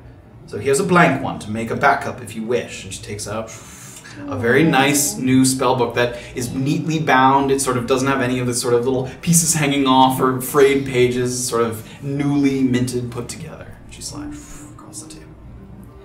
There's also a set of instructions for learning the spell Mirror Image. It's not a spell scroll, but you can take the time to master it if you put in the work. If I recall correctly, it was one of Josco Tibbets' favorites, and you might likewise find it useful for staying out of harm's way. So there's like a little, there's a couple pieces of parchment that kind of detail the somatic and verbal elements of the spell. And finally, you should be able to find Koha Langolis just outside the northeastern gates of Mukmu. He has a pretty little cottage with a number of carefully crafted stone ponds around his property. Do you remember the name? Yes. That's the man who put the ring on. Oh. You're a curious creature, Orba. I've no doubt you're meant for bigger things, and it was a delight to have been a part of your story. Jillian. Lights the paper. He's gonna Take greedily spellbook, scoop the up. pages, the gold. Most importantly, the spellbook. Next up is Safira. Yes. Thank you. Safira, you're next, I believe. Yeah. I got stuff. She kind of gives a look to the spellbook, like, nice! It's got a nice, beautiful, leather-bound tome. Orba's gonna immediately sit down and start poring over the mirror image spell. Sure, yeah. Start to take a look at it. So I kind of step in. Please, sit. down. She again. I'm assuming we were all just standing out there barefoot, too, by the way. None of us All what? all just standing out there barefoot. Yeah, probably, I mean, she has a porch, so you're not like your feet aren't getting all dirty in the dirt or wearing socks. Yeah. To Safira. It's possible your companions have come to realize that it is you alone that has the most overlapping interest in my cause. I don't think this excursion into the mountains answered the questions you came for, namely the biggest players in shipping the extract overseas. It probably did, however, give you a preview of what might be coming next if we're unable to stop it. I promised you a partnered audience with Armand Valliard, a promise that unfortunately the principles of Tuktu have made it impossible for me to uphold at this point in time. My suggestion for the time being is to head to Navikapura, where the Molifers and other wealthy families of Antisuyu have invested an enormous amount of money in trying to establish a sanctioned port along the Navika estuary. Having seen what we've seen and heard what we've heard regarding the Molifers' involvement in the Shaki Mountains harvesting yard, I highly suspect this forthcoming port is meant to be a hub for transporting their newest products and experiments to Ki'ira and beyond. I have a contact there, whose name is Mohan Fowler. He's Gentle Void, but to my knowledge involved only in their Labourers Guild efforts and not so much their organized crime. He has a kind heart, and though he may be afraid to publicly speak out about any foul play going on and risk losing his job, if you can find a moment to speak with him, privately, he could be a wealth of behind-the-scenes knowledge. I'm including here a bit of charred cloth. It doesn't look like much, but Mohan and I sailed together once and our vessel was struck by lightning. We very nearly did not survive, and to commemorate our brush with death, we cut pieces off of the jib. If you show him this, he'll know that I hold you in the highest regard. She takes out a little piece of sort of canvasy sailing cloth that has these kind of charred edges. I'm trying to take it and immediately carefully tuck it in my bag. There's also 200 gold and 2 reasonably high favors of the Gentle Void, and she slides across these pages that have handprints on them. Sort of different colored inks that have been used to imprint hand marks. You've seen one of these before a while ago back in Oranchupa, and before that. We stole from her. Yes. Parchments with handprints of infused inks that may grant you access to certain places or get you out of a tight spot. Obviously, they're not much use in Mukmu, but the Gentle Void has a much greater presence in many other of the major cities, with the possible exception of Dilasu. Our paths are intertwined, Safira. I look forward to reconnecting and laying out a plan of attack after we've gotten our bearings. and I've had time to make my case to the people I trust. I know the temptation to shout our findings at the top of our lungs to every local government within earshot is overwhelming, but I trust you realize it's going to require a much more nuanced approach. Stay safe, Safira, and stay vigilant. Jillian. So the cloth, the gold, the favors, and she does burn them out. Okay.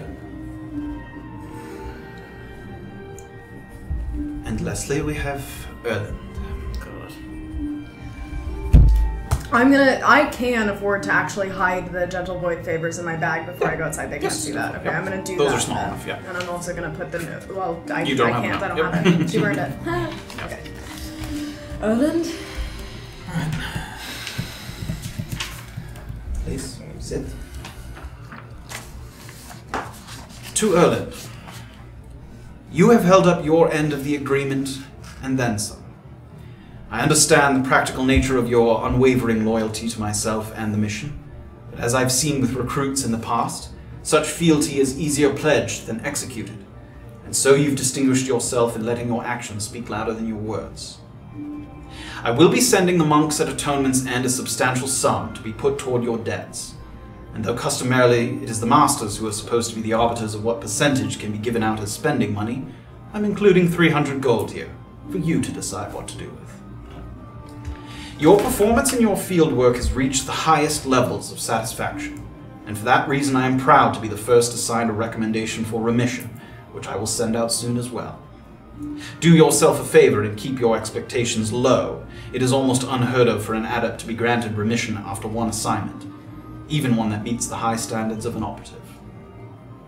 You'll notice that I said I will be sending rather than I have sent when it comes to your rewards, and that's for a specific reason. I've extended the length of your contract for another month. Not because I have more for you to do at this moment, but because I think you deserve to experience the continent on your own. If you're deadly serious about remission, you might use this time to try and drum up interest in your services, a rare opportunity for a monk of Atonement's End, who normally are required to sit and wait their turn as the monastery gets its visitors. Such a contractor would have to be someone reputable and able to afford it, not side jobs and basic bounty work. Options might include the notable guild halls in Pachacama and Dilasun, recognizable names of a few law enforcement in the biggest cities, prominent families of Antisuyu whose words and actions wield power across the continent, or even other operatives, if you can find a way to get their attention. Alternatively, perhaps there's a personal quest you've been aching to put your efforts toward. If you choose that route, I hope you find it fulfilling. By year 446, second triad 094, you'll be required to report to one of the major ports in Pachacama, Dilasun, or Urinchupa, where you can request express transport back to Shashi. The monks have arrangements with certain headmasters in the area, so they can confirm your attendance even if you arrive on the last day of your contract. I imagine you reinvented yourself quite a bit at Atonement's End, Erland, and I have no doubt you'll continue to do so. I am quite sure that the final product will be even more impressive than the work in progress. Jillian.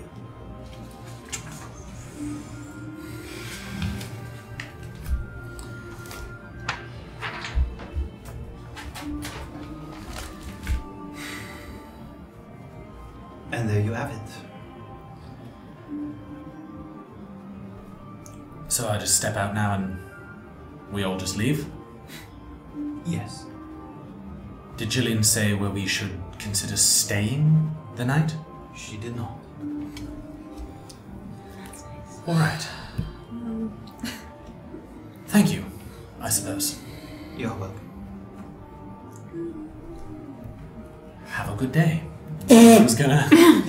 She nods. You may Start to take leave. your friend's shoes and boots out with you. All right. And she sits and waits there. She doesn't move until you're fully out the door. Door closes behind you. You step back out.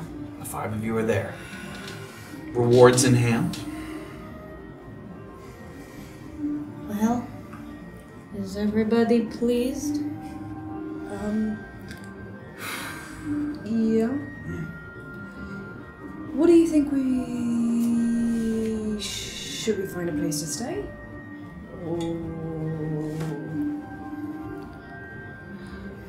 Well, Tuk-Tu is not an option, So our only real place is here.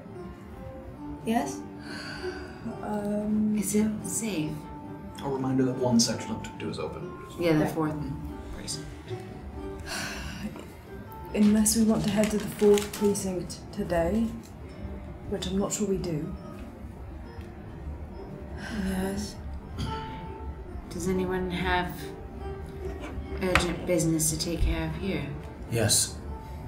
What is it, Yes, Erland? I do as well, actually. Okay. But Well, then maybe we choose a meeting point. We can go off on our own, tend to any, I don't know, business that we need to, and then meet back up somewhere, yeah? Scale It's still house. pretty early. It's like the early afternoon. Yeah. Scale house. It's a good bit of day. It's open late, stays open late. Oh, Stays busy late. It's a good plan. I mean, we can meet outside, if anything, and if it's, you know, I feel like that's a place we might not be noticed. alright, scale house maybe at dusk. Is that enough time for everybody? Or No. When? Midnight. Fuck's sake, how much time do you need? A lot. So we will need to rest in Mukmu then. Or on the outskirts, I need the night.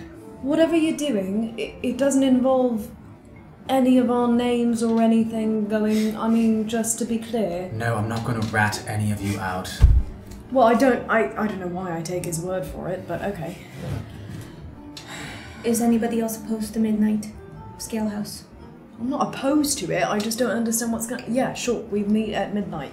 Take as much time as you need, I suppose, to do whatever sneaking you need to do. Well, I guess if anybody finishes early, we can go as early as we want, so we'll keep an eye out till midnight. Yes? I guess. Does this mean we're traveling together? I don't know yet. Alternatively, we could meet outside of the city gates if we need. We could. I'm not sure it's necessary. I mean, it might be. I mean... I think it's scale house or bust. I'll take the risk.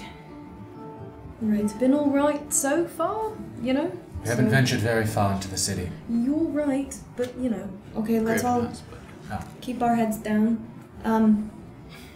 Erland, I might need you for something, if that's okay. I might need you for something, if that's okay. Okay. Great. Should we all say where we're going in case anyone needs assistance, or does everyone want to keep it a secret? I'm going to somebody else that Jillian has informed me I need to see. Well, I just got money, so I'm gonna buy a few things that I need. Okay. You too? Where will you be off to? You don't need to say, but it helps keep track, yes? Honestly, I'm not exactly sure where I should go in Mukmu right now. If you'd rather stay low, I'm sure you could just rent a room for the day. I do have enough for that. That's true, to be fair, we can afford it. Yes. It's better to be secluded somewhere by yourself than be wandering about with no purpose. Very true. Thank you. Of course. Graven? Do you need to share anything, or are you okay? And you're alright with Midnight Scale House? Okay. Okay. Off we go then. Where do people start to head to? How much time has passed? Like It's it's like early afternoon.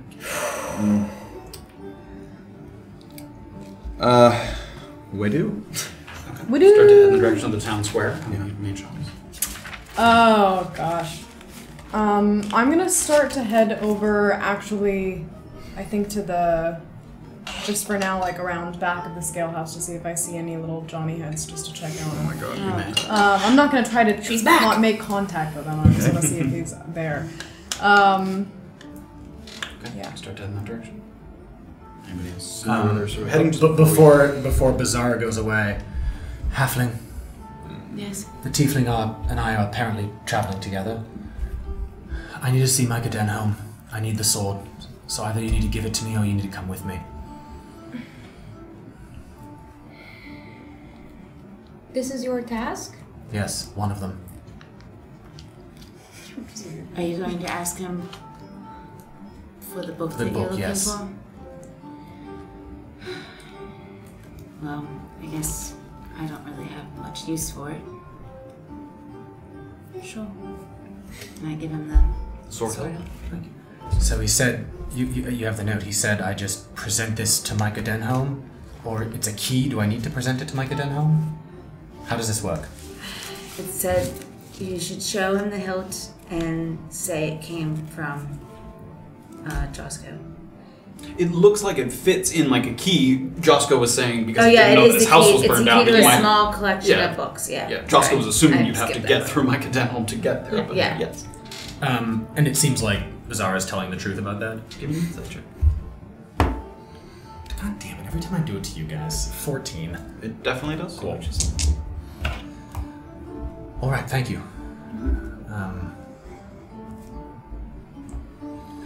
Well, I suppose you said his house was burnt down, yes? I suppose I need to wait until the evening to He go was there. at the Lakeside Inn. If his house is still uninhabitable, he might still be there. Well, I'd ideally like to not see him at all. I'd like to just enter his basement library. Oh, we are sneaking in. So I think I need it to be at least dusk before I do that. Okay, it's all coming together, Erland. Alright, well, my task first then? Alright, do you mind if we stop at, Balclov's first? Why? Check in on him? That might be a bad idea. Yes, that is hence my hesitancy in asking why, because, you know, he is taken away by the Lemonade Man. Yes, alright, your task first. Okay. Okay, Erland. Your task first. Are you alright? Yes, I believe I might just go try to make it to the inn discreetly and hide out there for a bit Perhaps you could take a bath. and lay on a pillow. Also, if you got the reward similar to me with Jillian, buy yourself something nice. Just might. Thank you, Orba. Okay. You guys begin to walk, and for a little while, Safira and Graven are just sort of walking out of this area, but then Graven kind of branches off a little further south toward the main square, and Safira branches a little off toward the Scale House, a little bit to the southeast. Sort of makes Yeah. And as you move down the city streets, there's people moving, it's populated, people sort of going about their business, going about their day. You hear something skip across the ground. And you look down to your feet, where the smooth, flat stone has come to a rest, right beside your boot. And you look around, and at first you don't really see anything unusual among the crowds, bustle of people going about their day. But then, just barely peeking out from an alley between two houses, is the wide-eyed face of Derek, who you told to find the holes in the... Dude, they're all gonna like worship Safira. There's gonna be like a little Safira cult.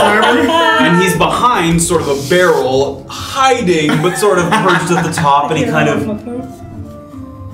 Then I'm gonna kind of give him a little nod. And he sort of goes down behind the barrel. Okay. I'm gonna kind of act as though I'm like, you know, not really. I'm just kind of gonna wander towards the barrel and then just kind of lean on it, and rest my hand on Hi. I saw you head up to the north part of town. I didn't want to disturb you. Seems you're back in town. It's been a while. it. Seems I am. You wouldn't mind keeping that piece of information to yourself, would you? No, that's all right. Cheers. I've got something for you.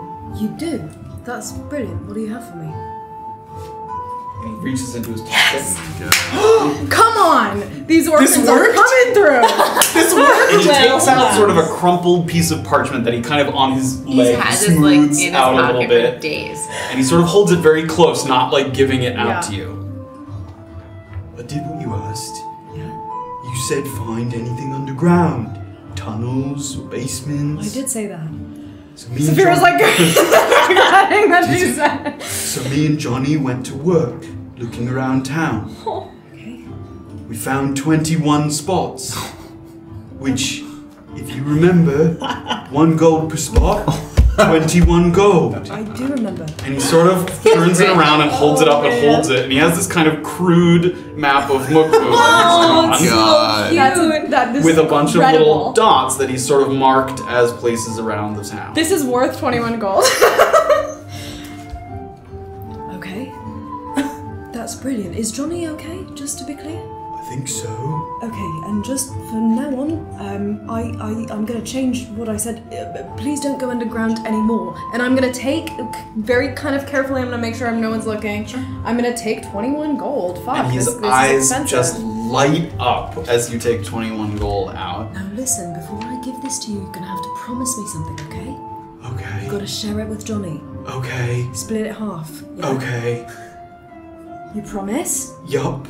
Okay, and so we're gonna exchange. Yeah, and he hands over the map. Oh my goodness. I don't know if this is even useful. And he takes the pouch and immediately he looks at it really quickly, but he doesn't even really count it the whole way. He sort of takes it and he stuffs it into a pocket, and you can just see like his eyes light up and the smile goes ear to ear as he's sort of thinking about all the things he can do with his gold. Spend more than I've had this whole wisely, campaign. friend, yeah? Yeah. Hazel got a new hat. I want one. Oh, you should get a new hat. Make sure you get yourself some food too, yeah? Yeah, of course. Okay.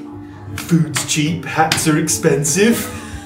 Right, maybe don't spend all the money on a hat, but that's a good idea. And Safira, like, kind of, this is the extent to which she knows how to interact with children. Yeah. So she's kind of And he like... sort of, I mean, he waits, he doesn't really know where Is that it? Yeah, again, just now that we've got this information, stay above ground, yeah? Yeah. Keep yourself safe, Derek. I will. Okay, and Safira's gonna kind of tuck the thing into her bag. He turns, and, he goes in the opposite direction, sort of down the sort of edge of it. and now I'm gonna take, I'm gonna start heading towards, where was like the potion shop or like That's towards the town towards square, We yes. do? Okay, I'm gonna kind of slowly make my way over there because I know Graven's there. So. Straight ahead in that direction. What are you looking for? Number 1 with the Oh, star. that's what I thought. I started. No. Makes sense now. And with a little hitch in Safira's step, as she sort of skips down Mukmu with a fancy new map, that's where we're gonna stop. I can't believe that worked. I can't believe I spent 21 gold on this map that may or may not mean fuck all, but I'm so happy about it. They did what I asked them, and they're We're gonna safe. put that on They're the still For alive. ease of being able to kind of see where they are, the circles are not actually on the map. The blue and yellow circles that represent Okay. the moon. Yeah, Right, so right, that was right, that's right. for That's me. like So this so is, you were yeah, able to tell reference. roughly where those things Those little are. holes they did. And Look at he's that. sort of crudely drawn some of the major buildings. You can see the reservations under one of them. The And natural studies. And so these are these little red dots. I'm assuming are like the entrances. that's what he said. Yeah. You know, cellars, tunnels, a variety of. He didn't That specify is exactly. So sick. what they are. Awesome. That's so sick. Whoa. Yes. The mission's over. We And saw your guys. rewards have been doled out. Oh my god. Whoa. On the word of Jillian Casivo, who now in Tuktu is sort of dealing with the aftermath of what's going on there. And the party has some decisions to make about what to do in Mukmu or out of Mukmu, where to go next, and that's where we're going to pick it up. My goodness. I can't believe it worked. First thing you wanted to do was go to Baklav's house? Are you insane? It was nearby. He just waits for me to walk away so he can be like, you know what I'm gonna do? I'm gonna do the sneaky thing that I told you I wasn't gonna do. Look, we're not under contract anymore. I can be as sneaky as needed now. You know. Oh my god. You're gonna get your ass landed back in Atonement. To be fair, that Right was away. a good idea to not go there. Yes, it was. Thank you guys so much for joining us. A lot happened. Wow. A good fight. Oh. Made your way out of the mountains, back to Mukmu, and a very important step. Next step on the journey. As people figure out. What's going on with you? You Dude. haven't said a fucking She didn't have it. He's mad. She does. She has it. knows but where he it doesn't. is. She was What like, did you think she was gonna do? it's not Hand like it to you Kelcetra's when she was backyard. ready? But at the beginning, she said she'd tell you where it was. She didn't say She didn't say she gonna was hand gonna it. give it to you. Can you imagine? Here we go. Looks like we're all heading north. And thus ends chapter 46 of A Peek Beneath the Veil. Join us next time, next week, same time, 7 o'clock. The orphans got me the map. And we will we'll see where everyone's up to. Graven headed over to Wadu. A little shopping is in order. A little meeting back at the scale house. Wow. I don't even know what to say. I don't know what to say. Thank you guys so much for joining us as always. Oh, thank you, everybody. We continue to love being here, telling the story, having you guys along for the ride, and we'll see you all next week. Yeah. Thank you guys so much. Have a good night, everybody. Wow.